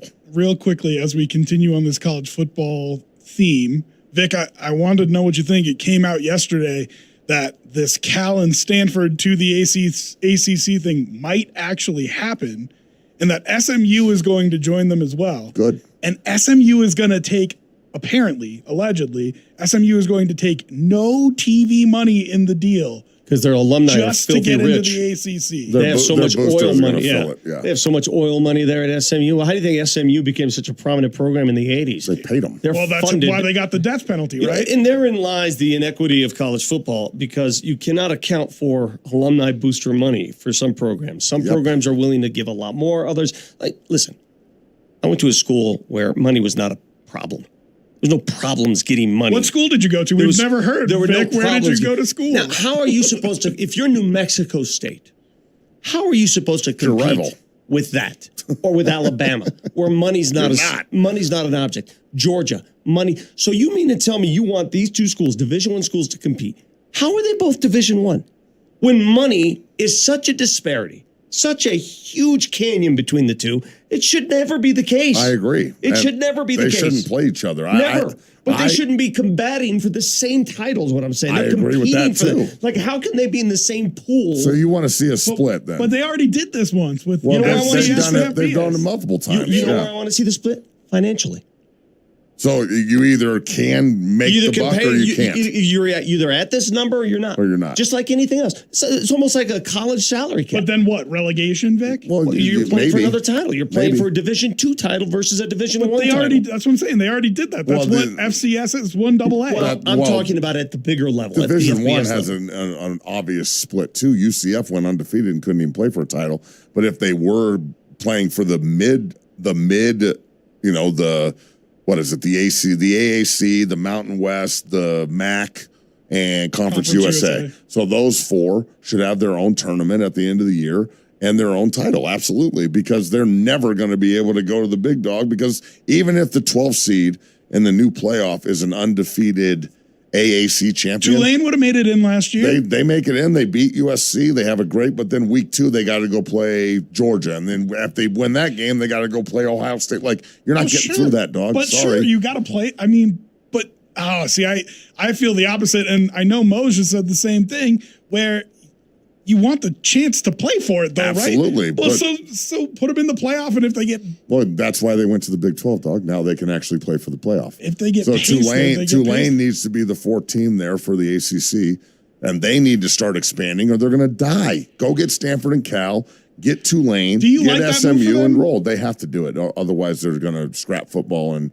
Stanford and Cal have to do it, but the ACC doesn't have to do it. They don't have to, but if the ACC doesn't get proactive and start expanding, they're dead. The SEC's got top-heavy teams, and the rest of it's boring. It's like unbelievable. Well, the big problem is their TV contract is like half of what the Big Ten and SEC everybody's is. TV contract is half of what the ACC and but Big Ten is. But it runs through, like you said, like 2036. Yeah. Like, they are in big trouble. Do you know why the ACC's alive and why the Pac-12's dead? Number 1, East Coast. East Coast money, East Coast schools. East Number Coast 2, time. Their basketball programs also keep them afloat. There's a lot of good basketball in that conference. Big 12 basketball is unreal but now. The point is, if the ACC were in the middle of America, if we're talking about the middle of America, they'd be dead eons ago. Well, dead. to your point, and I couldn't believe this. 0 week is this week. We've got 2 ranked teams playing. One is Notre Dame, who's playing at Navy noon Saturday. Yeah, at noon. I love that game, by the way. They're like ranked 12. It's going to be fun. It's the first game of the college football season. Is it in Ireland? It's in Ireland. Yeah, it's in Ireland. That's yeah, awesome. Yeah, and it's going to kick off at like noon here, but like nighttime over there. It's going to be really cool. They're going to own 2 countries on Saturday. Oh my God! Guess who the second ranked team is playing?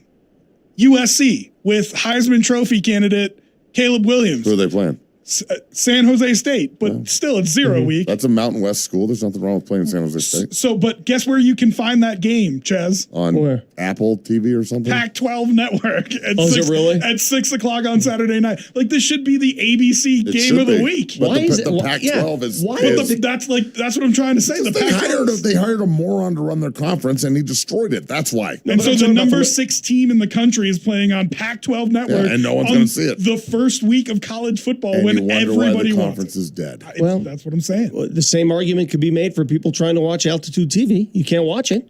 Well, For half the, the same argument can be made, right? But the Nuggets and but the you're Avs are a you're huge ripping brand. you're ripping the Pac-12 network.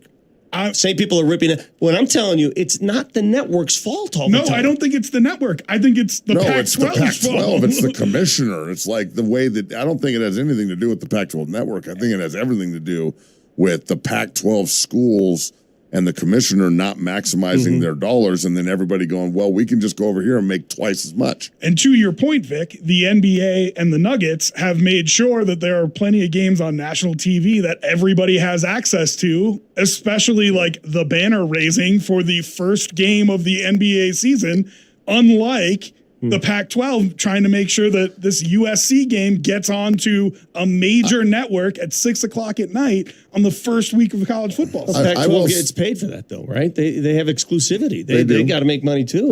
But they couldn't sell their rights. But to I will anybody. say this too. I will say this: unless you live in a shoebox out here like old Mother Hubbard, bro, everybody's got a cell phone. If you want to see a game, Yeah, You there's can a way see to a find you can find the game. Like I am so tired of this, like just complaining, like I can't see the game.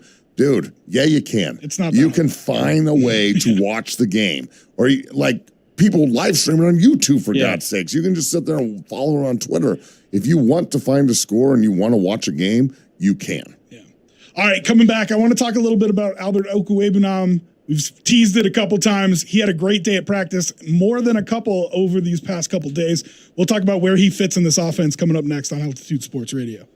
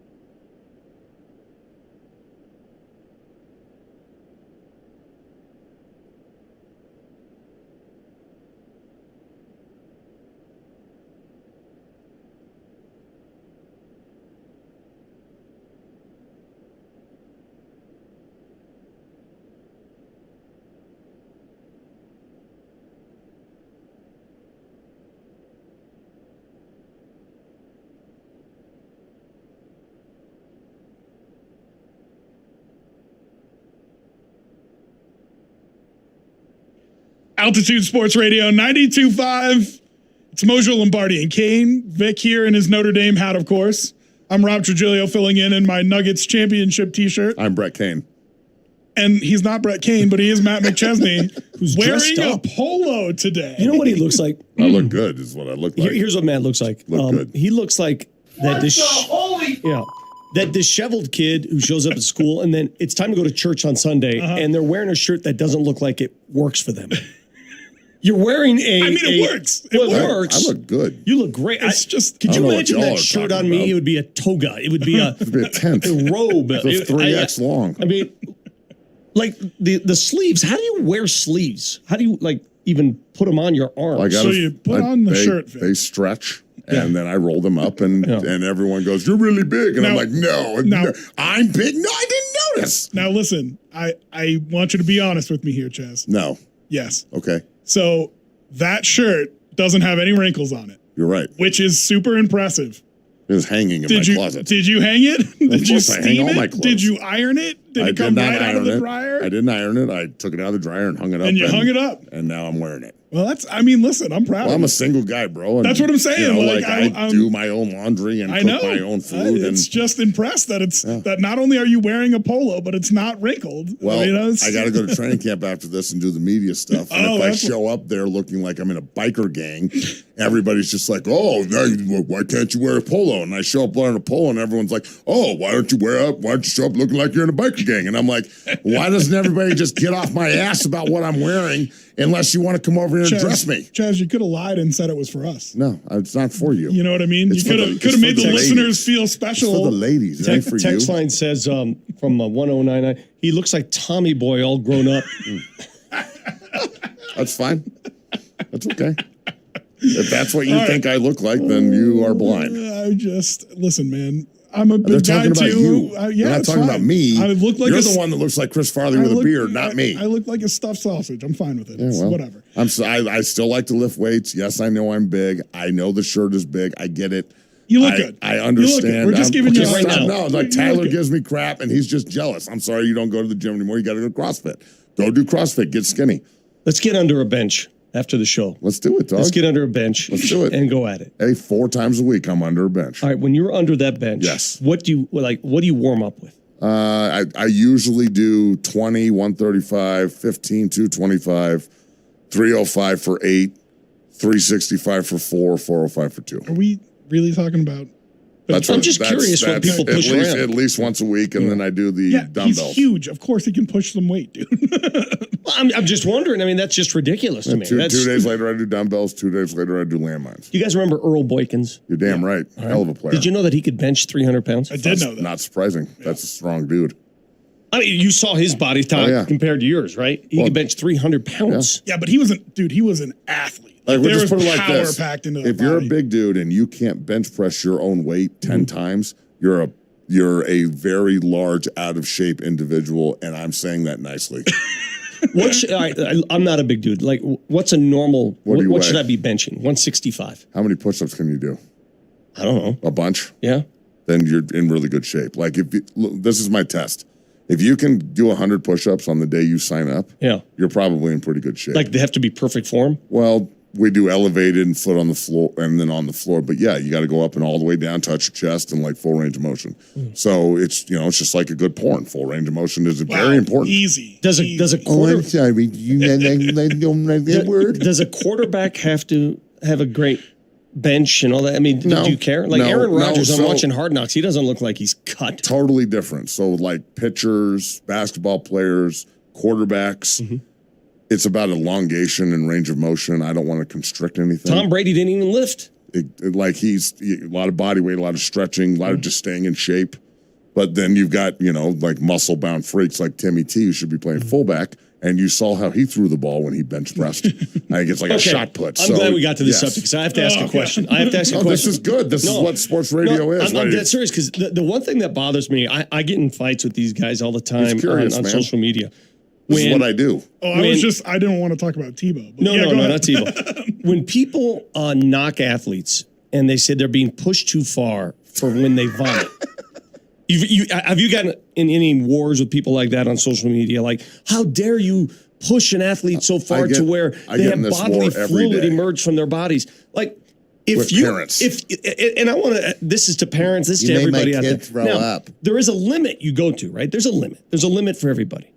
But if you've ever played sports, organized sports in your life, and you haven't reached that point of vomit, I'm not sure you ever played organized sports. Not everybody's like that. Everybody's different, though. So I knew some guys who would throw up before they started. I knew guys. But I mean, it's part of. But it's part of. It's part of the sport. Like, if you train for football, if you go to two-a-days or train for basketball, run Red Rocks, you're throwing up. Not everybody. What do you mean not everybody? Not everybody. Like, look, at the gym, we have puke mountain. Like, you just run out the door, everybody goes over to the spot and throws up. Sure. Yeah, and it happens constantly. Yeah. People throw up all the time. You just come back to work and go back to work. Marty, you're an athlete of a different kind. You run forever. Have you ever vomited due to running? Yeah. Okay, it's part. Yeah, runners do it all the time. Yeah. Jesse, you're a competitive eater. We've seen it. Have you ever vomited? Yes, he's pointing yes right now. I mean, it's part of his routine. Several times. So if you were an athlete of any, I mean, I can't think of anybody I've ever known that unless if you're not going full tilt, if you're not going to throw up, you're not going to throw up. Then I know you're not going full tilt. I like to have more respect for the guy that'll puke and get back on the line than the guy that's just going half speed. I don't like the puke, but so when I saw Swamp Kings and I saw these dudes throwing up in the weight room, I've never seen it that much in a weight room. Like, to me, vomiting and cardio go hand in hand. When you're doing cardio and you're just going off, but in a weight room when you're benching and curling, how are you? Well, you need to, in my opinion, the weight room has to be cardio based. Like, I want high reps and explosion. And if we're not straining in the weight room the way we need to behind closed doors, even if they are filming it, it's still behind closed doors. And we're not in that kind of area where it's hot and it's getting down and guys are throwing up and there's curse words and people are on each other's asses and there's a couple fights. Good. Don't skip reps. You skip reps and we count you and you're supposed to do 25 and you do 23. On fourth down, that will be the reason we lose because you're soft. Do 25. You don't like that? Well, we're going to do it again. And if you throw up because of that, that sucks. If you can't handle a little puke, maybe you should quit. Man, I've thrown up on the field and put my hand in That's it and disgusting. ran a play. I mean, come on, dog. What Someone are we asks talking here, about? Vic, did you puke after that horrible display of basketball on Saturday? I played in a 3-on-3. Yeah, what I was happened off. on I was Saturday? off. I was off. No, I did not, but I did vomit upon this radio show entrance this morning, just knowing that I was in for one today. I listen, man. I think it's disgusting. I don't think it feels any good. But I can't stand when non-athletes try to tell athletes how to conduct training. Like, who are you to tell? I agree. Who are you? I can't understand. Who are you, Mom? Who are you, to tell this Mom? person that they can't? That Who are bothers you, the hell out Karen? of me. Like, look, it really bothers me. I deal with this every single day at 6 Year Academy. I'm too hard. I'm too vocal. I push them too hard. My kid can't handle it. And I'm like, yeah, I know. That's why he quits. He's not supposed to handle it. He's supposed to get better. So, look, sports, especially football, but all sports are not for everybody. So it's about weeding people out. And if you can't handle the rigors, yes, we're going to get rid of you. It is Darwin's extreme. That's what it is. I love there was a scene in Swamp Kings. You guys haven't watched it, where they asked Tim Tebow, they said, how would you paint your competitive nature? And he said, man, when I was in third grade, we had a coach who said, it doesn't matter if we win or lose this game, guys. And Tebow says, I couldn't believe he said that. Because to me, all that matters is winning or losing. Agreed. And this field day approach to sports that's taken over this country is gross in my world. It's gross. If you're not competing every time you're playing a sport, what are you doing it for? I'm so glad you're bringing this up, bro. What's the point? Well, and the sports is the ultimate litmus test because you've got 10 tests all season. What are you doing as a high school football player? Look, guys, you either pass or you don't. Let's be real. Colorado's hobby town when it comes to football and sports. We don't do things the right way. There's such an affluent place. There's so much money. Everybody could support a little bit more. I mean, in Texas, they're building metroplexes for their high school football teams. Did you see that stadium? The one I mean, that's not just one place, guys. That's That's everywhere. I've lived in Texas, but There's a reason why people go down there to recruit, guys. It's a school that has, I think 200 seniors or something like that. And it put a $3 million I've got people stadium So look, together. I'm just going to say this. Last weekend we went to the Jamboree in Loveland, okay? And my kid plays for the Prep Mountain Lions, Coach Tony Lee. And on this team, we've got 20 kids, and I'd say 20 of them are all college football players. Every single kid. And I know what I'm talking about because this is what I do at 6-0 Academy. We put 500 guys in 15 years. All right, we've got 12 going again this year, full ride, all early enrolling. This is what we do. If you're serious about offensive and defensive line play and being a football player in this state and you're not in the gym because I'm too loud or I'm too scary or a match angry, you're just soft. And you're going to get exposed when you go to the next level because it is not nice guy land. I'm telling you, this weekend, okay, my son has been working his ass off at 3 technique.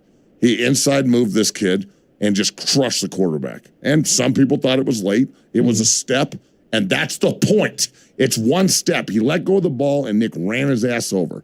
Adam Carricker is the team coach for the other team. He played at Nebraska and played 10 years in the NFL on D-line, and you can see him on the film just walk up and act like, Q, you okay? And then he yells, good job, 60. The opposite coach, and everybody on social media is like, oh, it's 15 yards. That's so dirty. And I'm like, listen here, fanboy. This is why you don't play. Did you guys see the audio and video coming from CU? Travis Hunter is running routes and just toasting this dude. Yeah. And he's talking smack, right? And then you hear Dion in the background going, ooh, I like that. I mean, he's egging it on. It's what it is.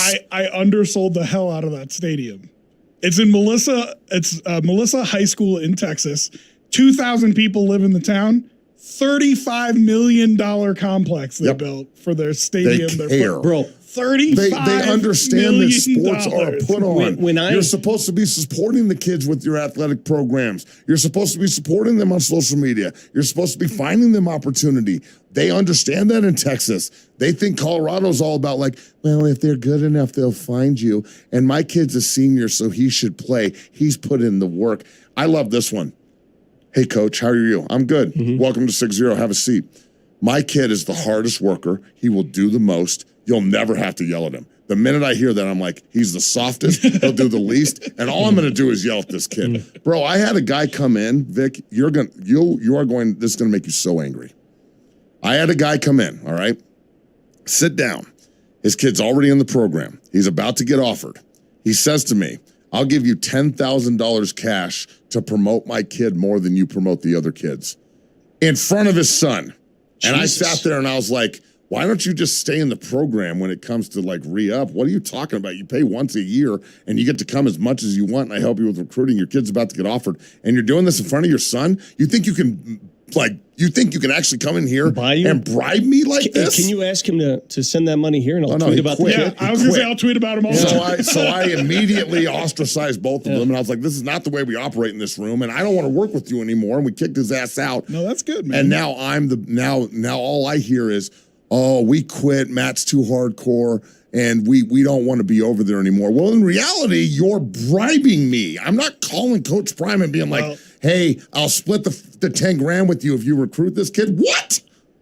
Listen, all you can do is do the best that you can, right? So you guys can do more. You can do more. No, I mean, like you running that business. There's going to be people who come in, try to buy their way through or not put it's just what college effort. Football is now. NIL has become pay for everything. You got to just kick them out and keep going. You know what I mean? Kick them out and keep rolling. Bubs on the text line says, we ran the triple option in high school. I made the wrong read on a veer and got my head taken off. My dad ripped me and I came later that night.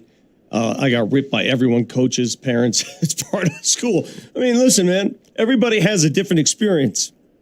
I respect those who think it's supposed to be easy. It's not. Yeah. You're supposed to vomit in life. That's it. That's my lesson. Can you puke and keep going? If you don't vomit, you're not working. We're supposed to vomit in life. It's Altitude Sports Radio 92.5. Let's go.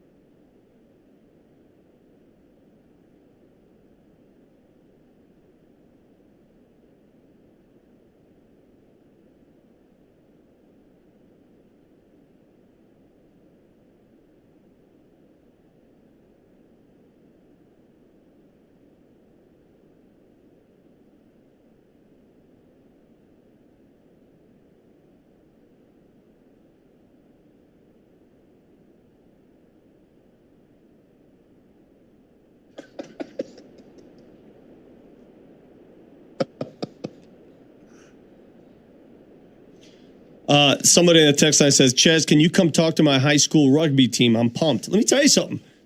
Ches, you have the natural hype man status. You really do. You're very good at. All right, now you don't want to break the equipment. Now, it's already broken, man. He's punching the headphones with his fist. I can't hear you. Okay, now that's not going to work. Yeah, you knocked out one of my headphones. Look, I am the ultimate hype man, and if you'd like me to hype up your high school, watch this. I'm on Cameo. And you can get me at 6 Year Academy, and then I'll do it. That's so cheese that you're on Cameo. I didn't ask them to put me on it. They got a hold of me, Marty, and they're like, "Hey, Marty, for your birthday, I'm going to get you a Ches Cameo, and it'll cost $50. Oh, I got to do 6 of them after this. It's Matt McChesney sitting in. I'm Rob Trujillo, and of course, we've got Vic Lombardi here. All right, so I want to. Would you just leave it alone? No, I can't hear you. So try that one. No, we're good. Okay. All right, so it's just halfway in. It's just we're playing a little game over here. It's called just the yep. Yeah. Okay. We had Broncos training camp yesterday. Joint practices with the Rams. I'm trying to keep it on the rails here. Come on, man. Joint practices with the Rams, and one of the big stars of the day, based on everybody's Twitter feed, was Albert Okwuegbunam, which we've talked about how much talent the kid has. He did ball. We talked about how he might fit into an offense. Especially after, listen, so Bill Barnwell back in July rated all the team's weapons, right? And he rated the Broncos as the 9th worst. And that was before Tim Patrick got hurt and before Jalen Virgil got hurt, right? So I'm wondering, is this a situation where Sean Payton's going to start running a lot more 12 personnel? And you're going to see, even on passing downs, Okwuegbunam and Dulcich out on the floor? You're talking Okwuegbunam as if he's going to make the team. That's what I'm asking. Like, how many steps has he taken? I don't know. He looked good yesterday. He looked really good. But take a look at the depth chart. You don't think he's even going to make the team? No, I'm not alleging that. My question is this. I'm going to ask Ches this because I have a feeling I know what the reason is. How does a man with that body, that speed, that pass catching ability, how is he not the number 1 tight end on this team? I have an answer. Please. He's soft. Okay. He doesn't well, I mean, there it is. I mean, I knew the answer before the question. All right, well, it's Ches. Of course, the answer is he's soft. Well, that's not true. If he could block, I would say he's a badass. Hold on. Dulcich can't block either. And Dulcich is also way faster and got drafted higher, and he is faster. And he's much more mobile. And is the top tight end on the team. He's the top pass catching. Yeah, I don't say he's a top tight end. I don't think Dulcich is a particular. He's the pass catching tight end. I agree with that. You're going to get a ton. You said 12 personnel, so I think you're going to get a ton of 12 and 13. But it's not going to. The 13 personnel groupings are going to be tight end heavy with an overhang and a scissor. The 12 personnel groupings you're talking about are going to be 3-by-1 extended, right, where you've got a blocking tight end in Troutman or Chris Manhurts, who was back monster. Yesterday. Yeah. And then you've also got a guy like Nate Atkins, who I guarantee you makes practice squad 45, and you will see him this year as like an H-back, fullback type.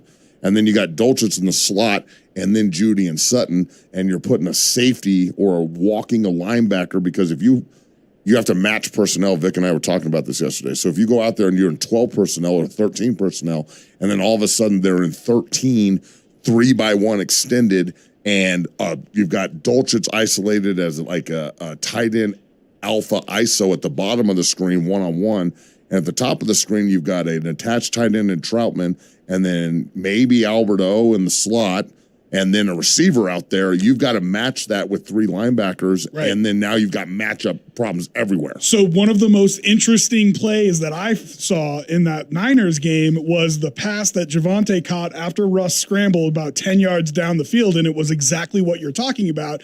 But instead of Dulcich being singled at the bottom, it was Javonte singled at the bottom. So that was like the empty formation where they were in 11 personnel, and then they're in empty, so they've got the tight end and the receivers lined up as the tight end and the running back lined up as receiver, and now you match that personnel wise up in the booth. So the when they run to the huddle, the defensive coordinator you got goes, a guy hey, watching that. So he gets in his microphone. Oh, they're in 12. Yeah. Okay, well this is our call for 12. We're going to match it with 3 linebackers.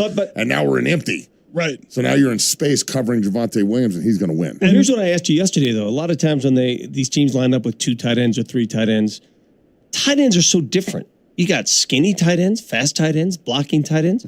So if you say to me there's 13 personnel out there. Skinny, fat, short, and tall. But seriously. You like them all. You say, okay, 13 personnel out there, 3 tight ends. Let's match our defense to that. But the 3 tight ends I throw out there are all pass-catching. And that's a matchup nightmare, but they know you're not going to run.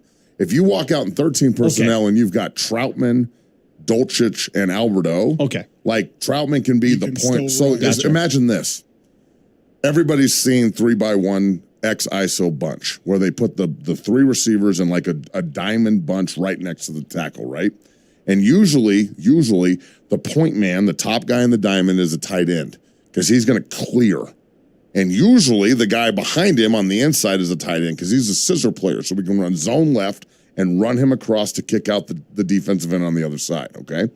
If you walk up there and you have a personnel package and 13 personnel and you can go into spread bunch next to the tight end or next to the tackle and like Manhurts is the point and Troutman is the scissor and Albert O or Dulcich is the extension player on the X that's going to run the route, and then you can run the ball out of that against a nickel or a dime look, you're gonna crush people in the running That's why game. he loves tight ends. That's exactly why. That's why I love tight ends so much. It's like it's the old. I hate to bring up his name or anything, but like when the Patriots were running Gronkowski and Hernandez, and then they always multiple faceted at tight end in those offenses because it is so damn important. It makes me wonder why McDaniels got rid of Waller just to bring in another tight end. You know what I'm saying? They're very important. Well, and so I think the question I have, and to pull it back to like 1,000-foot view, is who are your 5 most talented skill players?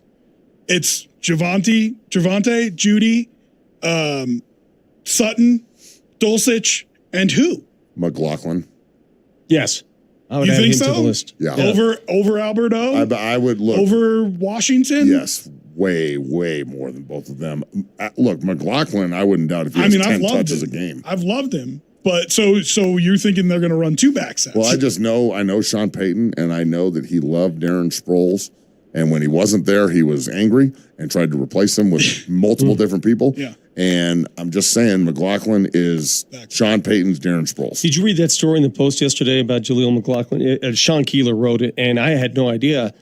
He was homeless for a while. His mom, single mother, North Carolina. Jeez. They lived. She lost her job. They were in an apartment. They had to move to a hotel. Ran out of money. They lived in a Ford Focus for a bit. Yeah. This guy, his past. So when you get, and that's why I value these stories. See, that's why these stories are important. You know, when they lock down training camp and they don't let you do interviews and stuff. You know who gets screwed? The fans. For these stories are important. Well, and the players too. People don't get to see it. Because now when I watch Jaleel McLaughlin play, tell me, does it change your impression of what a person does when you know their story? Well, now I know why he's running some planes so damn hard. Now you know why he plays with his hair on fire, right? Now, now, this guy had nothing. This guy came from nothing. He had to earn everything, and it's a different deal now. Look, before my second training camp, my brother died a week before it. Okay. And I told coach and I told the GM and a couple of my boys on the team, but I didn't like walk in there projecting it, right?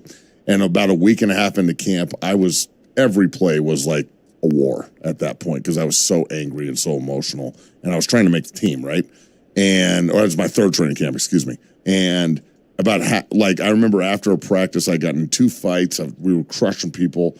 And after the practice, one of the media guys was like, man, you really look like you're really motivated this year. What? We've noticed a difference in just after the play. The coaches are always talking about like how it's almost a bad thing that you're fighting as much as you are. What's going on? Mm-hmm. I was like, well, I'd lost my brother 2 weeks ago. And everyone was like, oh, whoa, that makes sense. Right. And like even the players on the team were like, because I got gotten a tattoo right before I left. It's on my chest still, obviously. And they were like, well, what happened? And they're like, well, that makes total sense why you're coming after us so hard. And I'm like, yeah, it just started too. I'm coming again tomorrow. Mm-hmm. So the motivation behind all of this, to make it personal, because that's what we're doing here. I love when people are like, well, why are you making it about yourself? Because I'm on the radio. If McLaughlin, if he's homeless and he's got that in the back of his head that I can't get cut. Mm-hmm. Because if I get cut, this could happen to me. I have more at stake. Now I want to go put my mom on and buy her house. And bro, the motivation of some of these guys and the opportunity they get because of football and sports It's why it's so important. It's why guys like me and Vic are sitting here talking about the importance of struggle and getting through things and not being soft and quitting. And every time something adverse happens, McLaughlin could have quit. Him and his mom could have quit. It's the original reality TV show. Amen. Right. Well, this is why the Tim Tebow story to me is the most fascinating story, because Tebow came from a pretty well-off family. They lived in like a 40-acre farm. I mean, they made broke. money. They're not broke, right? He didn't need a scholarship to go to college. Exactly. Like that. So how did a kid like that, who had everything he ever wanted, motivate himself to the point where he lived in the weight room? He led workouts. Just love football. That's pretty special. It's not somebody that had to do it, because you hear these stories all the time. I gotta get out of the hood. It's need and like. Yeah. I literally say this every day to everyone. I was talking about to my guys last night. We're putting a bunch of guys on NIL deals for the bags, and like guys that are about to get drafted. Like the next level, boys, is about need and like. Do you like football, or do you need to do this? If you're a high school kid, do you just like it? Because if you like it, you won't like it at 5 a.m. when I'm on your ass, and you won't like it when it's 110 degrees. You probably won't like it when you're playing against somebody that's beating the hell out of you because you didn't put in the work, because you didn't like the workouts. So the guys who like football, those guys can buy tickets and be fans and like it. But guys who need football, they live it. They are football players. They can't just get out of the mold and go do something else. Point in case sitting right in front of you. You either like it or you need it. And I'm a need type, and I can only be around need type people. You either are going to do this full bore, or you can't expect me as a need football type to respect your opinion about any of this if you're not going to fully invest. Yeah. Either fully invest or get out of the way. That's the way it is. All right, coming up, we got to talk about a couple trades that could happen in the NFL before the camp ends, and your Broncos might be involved in one or two of them. We'll talk about it next on Altitude Sports Radio.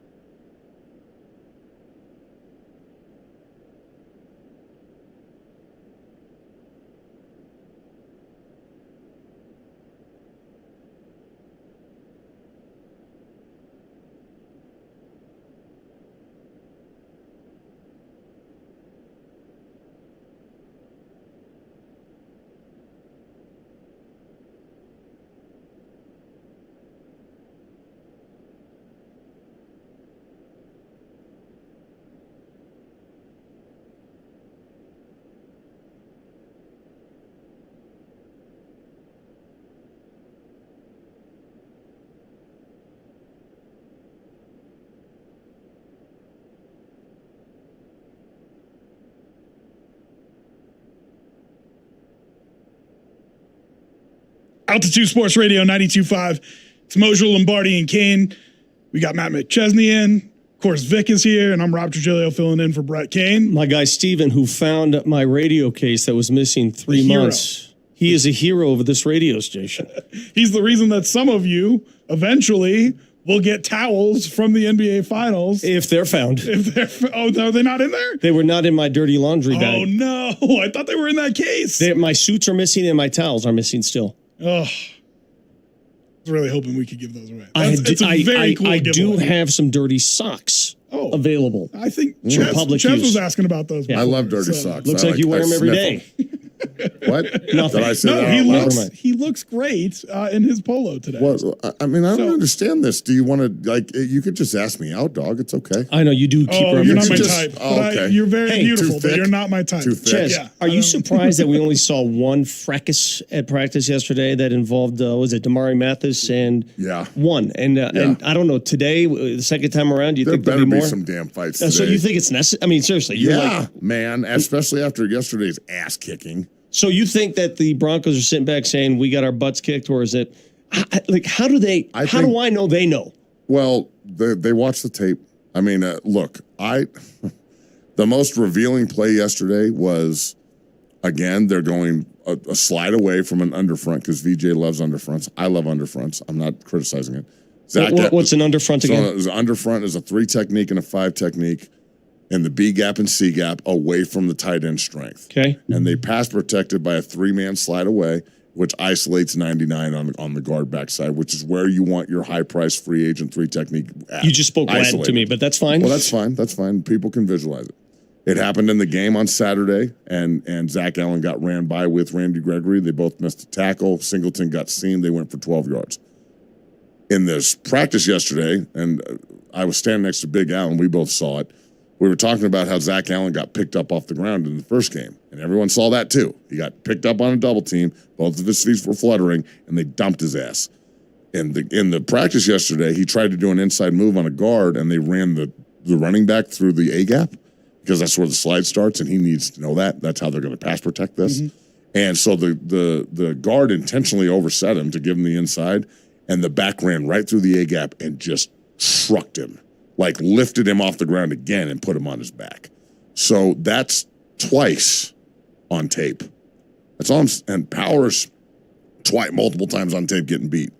I'm just saying at some point as a competitor, we're either going to go play football and get a little aggravated about this and have a nasty disposition when we walk on the field and stop being buddy-buddy with all the Rams guys and yucking it up and exchanging dirties and like hand slapping and all this fun, nice guy stuff that we're out here on the field to do. And we're actually going to go play football.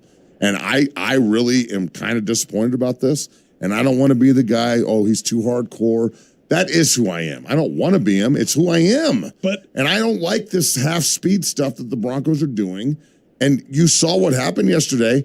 They did not bring the fight, and they got beat down. And they didn't even try and fight through it. No one got aggravated. They were just taking punches. But Vic, and we were talking about this in the appetizer earlier this morning. Who is that guy? Who's that guy on the Broncos? Who's your enforcer? Yeah, Kareem Jackson. I was going to say, and he's the elder statesman. You know what I mean? Like the one he's not guy. That guy I don't anymore. even know if he practiced yesterday. Well, he was out there and he left disgruntled. I could tell he was not happy. I don't think he likes having to split reps with Caden Stern. Of course not. Nobody would. But you got to wonder too, for a guy who is a physical safety, right? And when he first got to Denver, some of the hits he made, holy crap! Go back and look. Google the one in Houston that he made where he tore up a running back coming out of the backfield. But I wonder how much he's combating the training camp must suck for a physical safety because you can't be physical. Can't hit anybody. So what do you do? I mean, how do you spend your practice time when what you're paid to do, what you know you do well is intimidate, is come up in the hole and make a good stick, and you really can't do it. Yeah, well, but he could have done it yesterday to the Rams if he wanted to. Right, but I'm sure they had it talking to. I'm sure they said stay up. That's why when Mathis threw a boy on the ground, they got in a little scuffle. And Mathis maybe feels like that guy a little bit, but Josie Jewell's not that guy, and he was the other one in the middle of that. I'm glad scuffle. you brought this up because I don't know. Sertan's not that guy. Simmons isn't. They're just great. There's players. nobody on the D line that you think is like super edgy. They don't have an Al We Wilson. don't have Derek Wolfe. We don't have a guy up there who's going to try and kill somebody. And same thing on the offensive line. I don't think any of them are particularly gritty. I mean, Vic, is there anybody that you can think of off the top of your You're head? really freaking me out about this. I didn't think about this. There's not an edge guy on there, not like a defensive end. There's not like a guy with an edge that plays no Charles Haley. Yeah, right. And also that's a problem because there's nobody that you're afraid of either. Right. The other players are not afraid of one guy on the field that they have to be accountable to. Now that's not saying that Powers or McGlinchey or Bowles or somebody won't. Bowles needs to be the guy, bro. Powers and McGlinchey can't do it. They just got here. They'll get in somebody's face though if someone hits Russ late or something like. Sure, of course, it's football. I think so. Well, I guess we'll see. But you don't have that guy who's mixing it up for sure. I'll tell you, Max Crosby's waiting week 1, and he's licking his chops watching this. You know who the intimidator is of this team? The bodyguard, Sean Payton. Yeah, that's probably that's true. who it is. It's true. a different deal this year. It's a different dynamic. You got to come off when you come off the field. You got to answer to him now.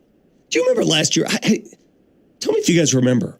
What was that game where Nathaniel Hackett was arguing with a player? They were barking back and forth. Do you guys recall that? Yes. Like in the middle of the game. I can't remember this. Maybe Baltimore. Yeah, help me out. Somebody help me out. There was a game where in the middle of the freaking game, he's like barking at a player and then not barking back. The player's just in his ear, like yelling at him. And I do remember. Was that Reiser? Yes, was that Reiser? was Reiser. It He wasn't yelling back. Yeah. Could you imagine someone doing that to Sean Payton? No, he would be right in his grill. Can you imagine that? I mean, it's important for the coach to keep his composure, though. Oh, but there's a which is the difference problem. They're getting ran over. I mean, I agree with you. But I'm saying that's the problem with Sean Payton being the guy that has the edge, right? Like he's supposed to be the one who reels everybody back in when you start talking about this. And I don't know. I mean, I've heard everybody say like, oh, the second day of camp is when people are out to prove things and they're going to mix it up. And I started thinking to myself, like, who's out there going to start a fight? Yeah. I don't know if this is a facetious text or not, because I can't translate context. Troy writes in, the guy on the team on the offense for the Broncos is Judy. No. Oh, God, bro. Are you kidding me? No. I mean, are you joking? No. Is this a serious text? That's clearly a joke. That's clearly a joke. That was extremely funny. This is an A.J. Brown. What are we talking about? But like even soft bones intimidates no one, bro. Even an Aqib Talib or somebody, you know what I mean? Like somebody who just has that edge to him. Well, that entire team was full of those dudes. Oh, yeah. Talib, Stewart, Chris Harris will get in your grill. Yeah. Ware, Vaughn, Wolf, Malik Jack. They just got dudes everywhere that are just cut like that. Yeah. Look, man, I'm not saying that you've got to have people on your team that are going to fight. You don't have to fight to be a good team. But I don't know any team I've ever been a part of that didn't fight each other. Didn't have a guy at least. Just mixing it up. In practice, that's when you have to push each other the hardest. And honestly, having somebody that'll walk that edge and go over the line at times, that's what you want. Yeah, it might work in football, but it doesn't work in other sports. I saw what happened. Work in other sports. See what happened in Golden State this year. See what Draymond Green. Right, but it works. It does work in football, though. Draymond bringing that edge to the Warriors, no doubt, elevated that team over the past however many years. I got to ask another technical question because all the teams this year are using those soft padded helmet thing, Guardian caps. What do those? Concussions are down 52%. No, that's what they're for. But why did they decide on those specifically? I don't know, man. They want everybody to look as ridiculous as possible while they're on the field. Look, man, I agree that we need to protect each other's brains, but I'm going to just ask this question: when training camp's over, are they going to keep using these? No. So in the games, do they use them? No. And then they're not going to use them in practice during the regular season either. Well, that's my next question. This is all just because they know all the eyes are on them and they want to give the illusion that they care about people's heads and safety. This is all just a media ploy. Answer me this. If you're wearing the padded protection on top of your helmet to limit concussions, right? You're wearing them in practice to limit concussions. Well, then why not wearing them in games? This is my point. This is why I think it's all just. Well, then why not wear them all the time? If the point to wear these, here, take one. Everybody take one. We don't want concussions today. Okay, thank you. We want concussions on Sunday. But on Sunday, it's okay. So that why not wear them on Sunday? That's my point. It's farce. It's not real. It's the illusion High of schools security do it too. and carry. High schools do it too. And they are also full of it. I see Pee-wee. They're all doing it. Yep. I'm saying everybody's wearing them, but they're taking them off on game night. I will only do this to play devil's advocate, but I will play devil's advocate. Okay. If you minimize the number of times that smashing heads into each other creates a concussion. I get that. I get that. But we then, understand, why not you should wear do it all the time. I get what you're saying, but if that's the case, you minimize. When are they playing the hardest? When are they the most physical? Game. In the game. We can't even hit each other in practice. Because there are no rules in the game. There are no rules. Like in practice, hey, don't hit the quarterback. In the game, you hit whatever you want. So why wouldn't you wear what's supposed to help you in practice during the game? Because they would have to completely redo the equipment in the NFL. Well, no. Time out. The reason they don't do it is because the helmet has the logo on it. It's their biggest marketing piece. That's what I'm saying. They'd have to unless you redo put the logo on the pad, and then also that it's a bad look. Like you have Guardian to look, caps is what look they're good called. to play good, and that's a bad Yeah, look. I'm sorry, I didn't get you. But what's funny, football is just such a violent game that I don't think you can wear all the pads in the world. Yeah, it doesn't matter. You can You're pad getting up and you're going to get hurt. Yeah. There's You're just gonna get hurt. 1,000% injury risk. Get your 'cause mind right. You're exactly right. Because if you over pad the helmet, as you well know, you played fullback, you over pad the helmet, guess what's next? Your neck. Yep. Your neck. Then we're going to overpad the shoulders. You can't do it. It's just, you cannot Everybody's going to be out evade there looking a like physical. Daryl Johnson. You can't do it. 3-foot shoulder pads. All right, I wanted to talk a little bit about trades because there's been some rumored trades in the NFL. So I'm going to turn us to that. One of the trades that was rumored is Jonathan Taylor, and there is a report out there, true or not, that the Broncos are at least interested. However, then another report came out after that they're not interested at the price he's there for. I don't understand any reason why you would trade for Jonathan Taylor when you have Javonte Williams, because either you're trading away Javonte and sending draft picks when the difference between the two of them is negligible, I think, or you're sending away a whole bunch of draft picks and then limiting the touches for each of Javonte and Jonathan Taylor. It doesn't make any sense. Somebody's reading my mind. Instead of talking about trading for Jonathan Taylor, they should be talking about trading for Trey Lance. Or David Bakhtiari. That was the next one I was going to bring up. So, or David Bakhtiari. Trey Lance. What? Why not? Why the hell would you want to trade for Trey Lance? Put him. What is he going to do? Serve him a nice backup role and see if he can find it. What's he going to do? Danucci's better than Trey Lance. He beat the Broncos the other night. He looked pretty good there. He didn't beat the Broncos. Now, hold on. He beat the Broncos practice squad. Chaz, Mr. Development guy. The guy's had like 60 pass attempts since, 2019. He has to want to develop, bro. But he hasn't had much time. I'm not around him, so I don't know if he does or doesn't, but I'm just saying. Look. There could be more there. Trey Lance has a ton of potential. Yes, that's true.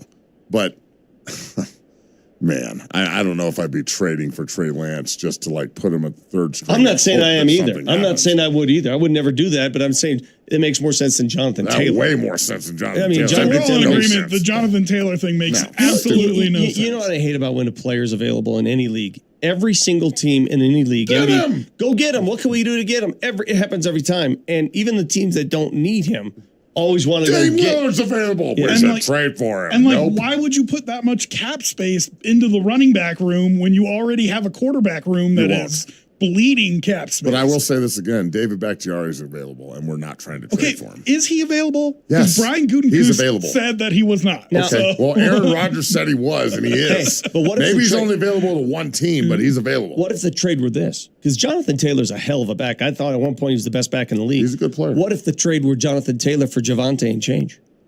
Do we get a pick? That's what I just said. Do we get a pick with him? Do we get? Well, you're sending a pick. You're sending a pick with Javonte. No, I'll take a pick. No, that's not going to happen. Okay, then why would you do that? Well, I'm just saying, if you're playing value for value, it would cost you a pick. No, but here's the difference. So Javonte, coming off an injury, isn't going to hold out for a new contract this year. You have to pay Jonathan Taylor. You can come to terms with him here first. They would never trade it from. Yeah, that's why the thing in New York, the Jets are one of those teams where they can go get a guy for 1 year. Why can they? Because Aaron Rodgers slashed his salary to $1 million. Exactly right. So my question now, full circle here, is: hey, Russ, are you going to sacrifice for your team the way Ayahuasca did? Ayahuasca just took a huge pay cut. He gave him $35 million and said, go get something. Guys. And at the trade deadline, how much you want to bet at the trade deadline they go out and just fortify? If the Raiders suck, Devontae. They're all if in. the Packers suck, Bakhtiari, all of his boys that can actually play. Russ, no one's even talked about this. I mean, if I was Russell Wilson and I want to improve my football team and my chances, I'm pulling a John Elway, Aaron Rodgers, a lot of good. Tom Brady did this for years, and I'm going saying, hey, you can have. How much is he making this year? 40 something. I think it was 45. 45. You can have $43 million back and front load next year. We need to maximize the season because I might not be here next year. I was going to say 2 reasons. One, because he needs that contract for his job security. No, he doesn't. For his job security? No, he does. If he slashes that dead cap number down, and then he sucks, he's gone. They cut him. He's gone anyway. If he sucks, he's cut. At least he gets his $44 million, right? That's not true. Do you think if he is bad this year, he will not be back next year, guaranteed. Do you think anyone's had the conversation with Russell Wilson about massaging his contract? No. Why? Because he won't do it. Well, Aaron Rodgers did it. Yeah, when Aaron can see the writing on the wall. Elway did it. I agree, but I don't. Russ is too much about Russ to do. Hold on a second. Hold on. I'm gonna take everything back. Peyton Manning was asked in the middle of a guaranteed contract to take a $10 million pay cut. And what did he do? He took it. Yep. And he made it all back in incentives by winning the Super Bowl. Guess what? They won a Super Bowl. But the point is, when you say he wouldn't do it, Peyton Manning did it. I agree. I hope he does it. Peyton Manning's job wasn't on the line. Well, the hell it wasn't. Peyton Manning lost his job in 2015. Peyton was at the end of his career and he was injured, and they told him he didn't even start the last game of the season. What are you talking about?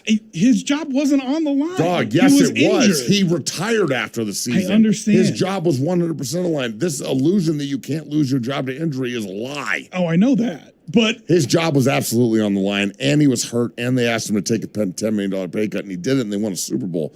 If Russ is smart, he's walking into the office and saying, here's the money back. How can you guys get me better players? I'm not arguing it's not the smarter move. I'm just saying I don't think he does it. Who would be that guy? I don't think he does it either. We agree on that. Who would be that guy to have the colognes to walk in and say, here's this piece of paper. Here's what Sean Payton? It's got to be Sean Payton. Got to be Sean Payton. And honestly, if Russ wouldn't if he doesn't do it, right? Like, if your last name's Penner, you can walk in there and do that for too. Sure. But I think that's a little out of line by the owner. Yeah. But at the same time, if you're presented with this and they say, look, we've got guys that we want to go out and get, and we're going to start trading pieces, and we think we can win a Super Bowl, and we need you to take a $20 million pay cut. And if he were to say no, or just a restructure, just restructure. Yeah. See, so you're not losing the money. It's not about the owner. The owner's providing the funds. Aaron Rodgers didn't lose the money. He makes $100 million. The funds are there. Dog. It's about $103 million next year. It's massaging the salary cap. I understand. It's manipulating the salary cap so you can win. Yeah. I think Russ is more concerned about manipulating the salary cap to stay on the team.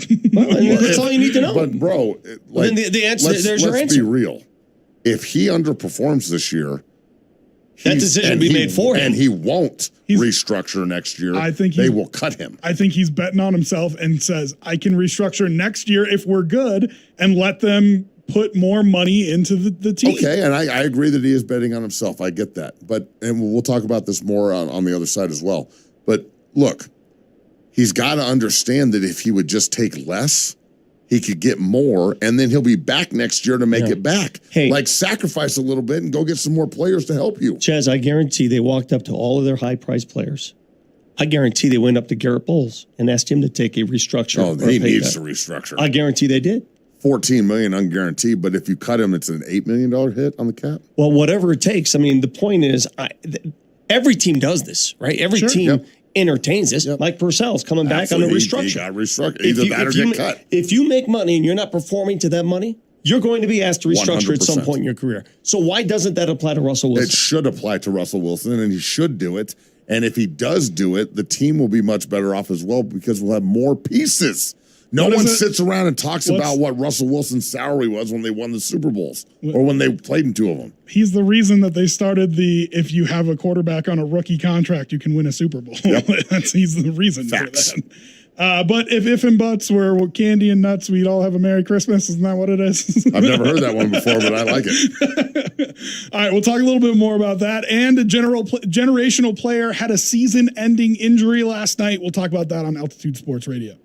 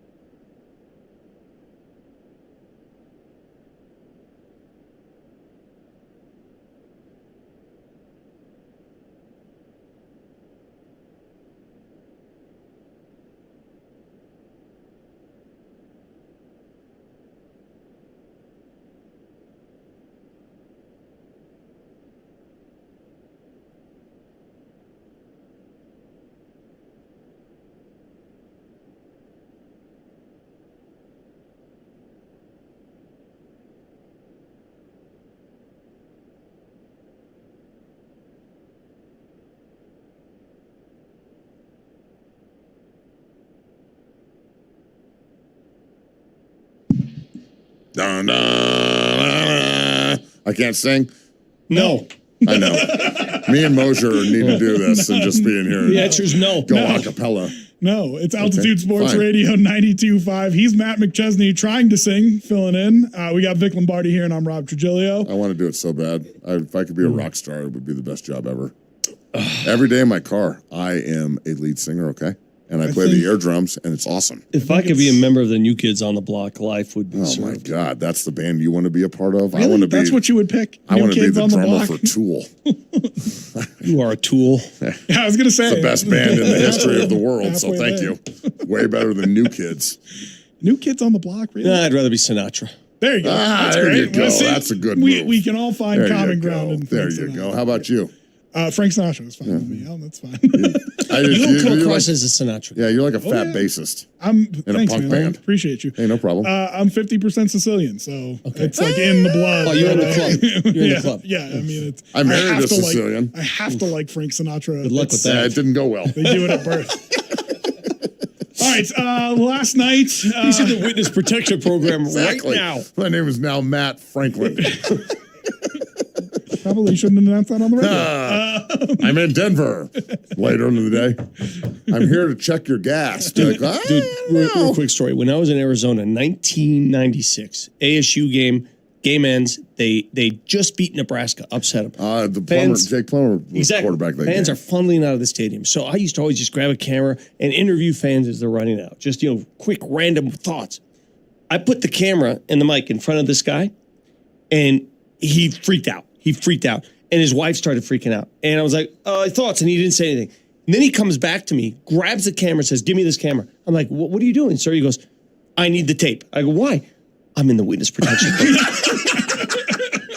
Did you believe him? Did you give him the tape? Damn right. By the way he reacted.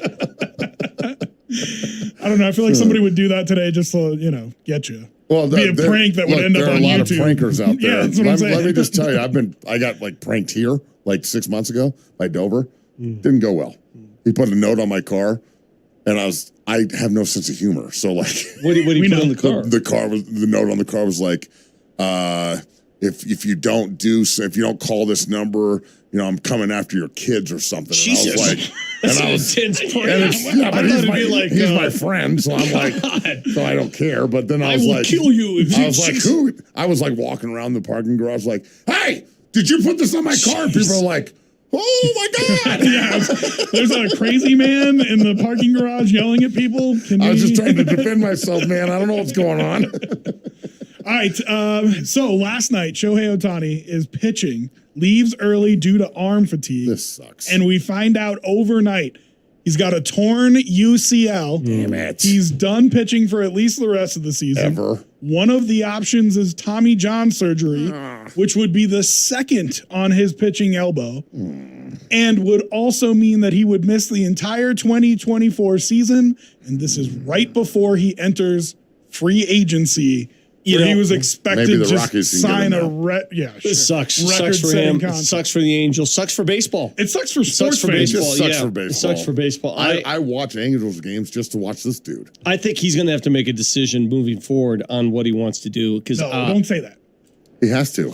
If he wants to be a pitcher or a hitter. Yeah. No, man. And if you've got two UCL he's ripped injuries it on one twice. elbow, he's just going to be hitting now. He's ripped it twice. No more pitching. Dude, look at his totals. Look at his power. Look at what he do as a hitter. And I get 44 it. home runs. But eventually, it catches up to everybody. It wore him down. I will say this. It was one of the...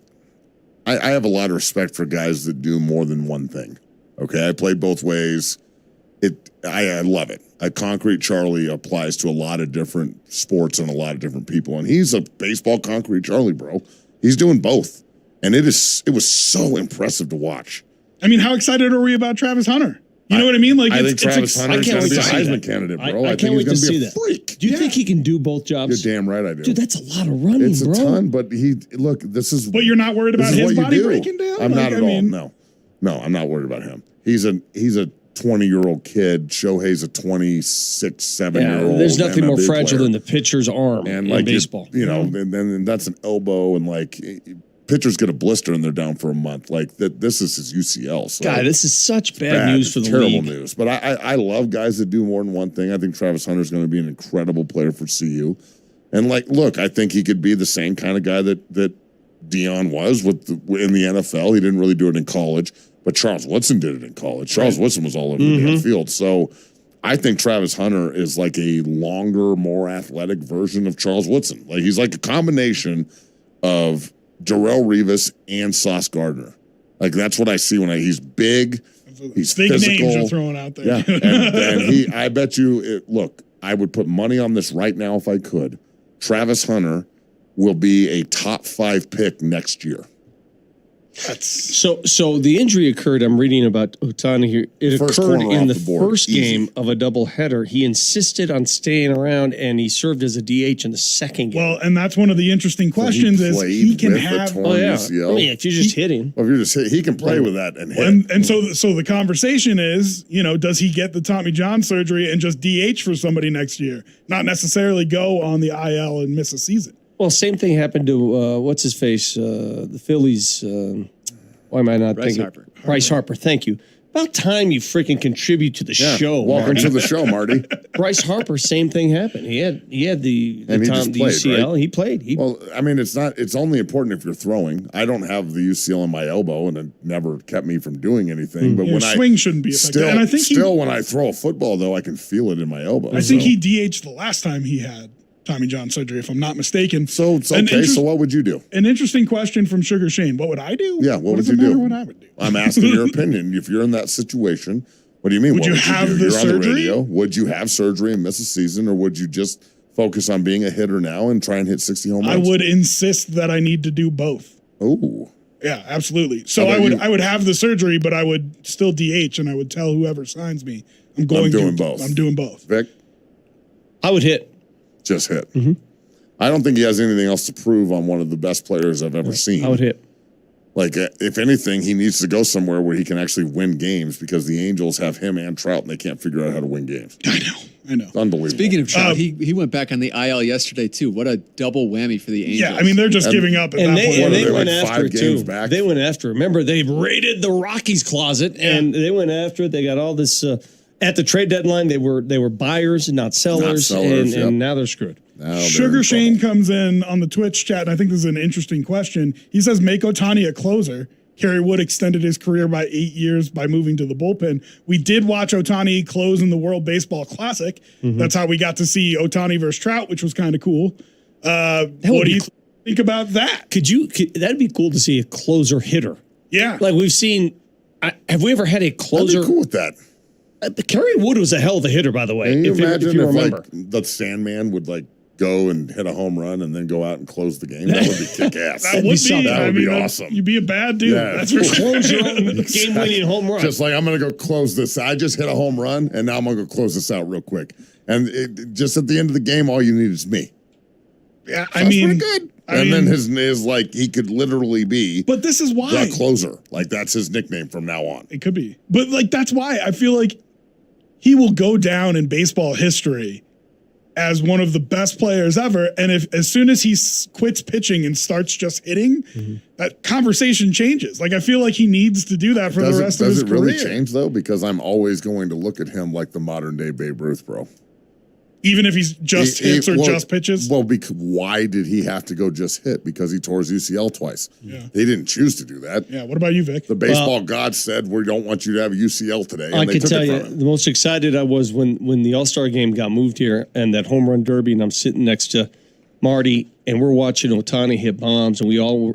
It's something special about watching him hit. And I know he's a great pitcher, but if I had to decide for his future, just hit, dude. Just you could be an even better hitter. I'm shocked you Just guys are hit. saying And he could Just hit. probably play for another 15 Just years hit. just hitting. You're fine. But Especially with universal DHs now. Just hit. I mean, don't get me wrong. I think he'll do that the last 5 years of his career. You know what I mean? Something like that. But I still think there's plenty of juice left in that arm. I mean, Tommy John surgeries are not I don't know. as They just shaky as they tore his used to UCL be. up. I mean, I get you. So you guys know Not a Walker lot of Buehler juice on the left. Dodgers, right? Yeah. He's just going through his second Tommy John surgery now. He He's still going to be one of the top pitchers in the league. It's not a death sentence. By the way, is the actual Tommy John? Is he proud of being the name of an operation? That, you think he's walking around saying, "That's me, everybody"? Yeah, but we don't call the McChesney. ACL. We don't call the ACL. I got my prostate taken out. It's called the McChesney.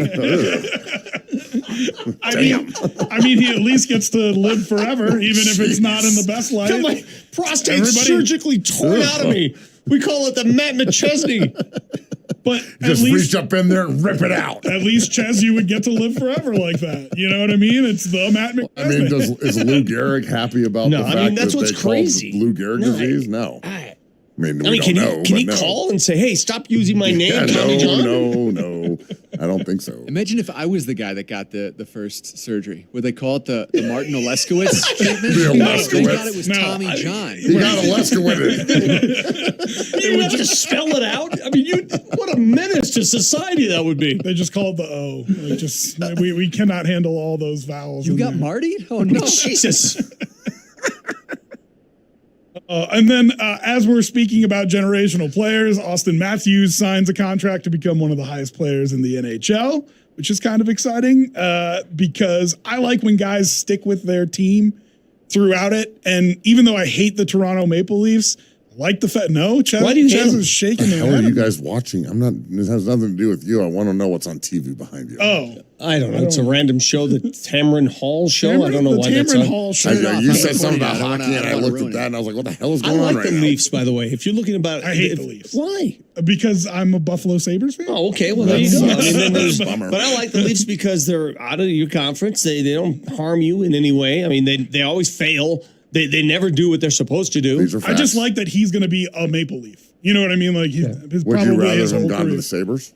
I mean, of course. Well, then, so you want your rival to keep their best team? I'm a sports talk host. And why are you a Sabres fan? Are you? I forgot. You're from Buffalo originally? Okay. I was born there. I was wondering. Are you moved out here when I was fan 4? too? Yes. Moved out here when I was 4. So, how do you feel about the Jets going to kick Buffalo's ass on opening night? And what are we putting on this? When you were 3 years old, whatever you want. We already agreed $100. Okay, so let's go. Let's double it, 200. Why are you being weird? Because I like money. You moved here when you were 4. Yeah. To suggest that you had a rooting interest in the Sabres when you were 2 and 3 years old. Well, what the hell's going on here? It's in the blood, man. Well, they start hockey early, bro. Dude, my dad is a Bills and Sabres fan, and I sat there and watched up a little bit. Thank God. I mean, listen, tell Dad to get the McChesney I've literally operation. lived in Colorado for 30 years. We don't check it; we pull it. That sounded. Never mind. Slam the cage door. Gotta pay prison rules. Pay double for that kind of action. All right, thanks so much for having me in today. Vic and I will be back tomorrow. Ches, thanks for being in. We'll do it again tomorrow on Altitude Sports Radio 92. To training camp.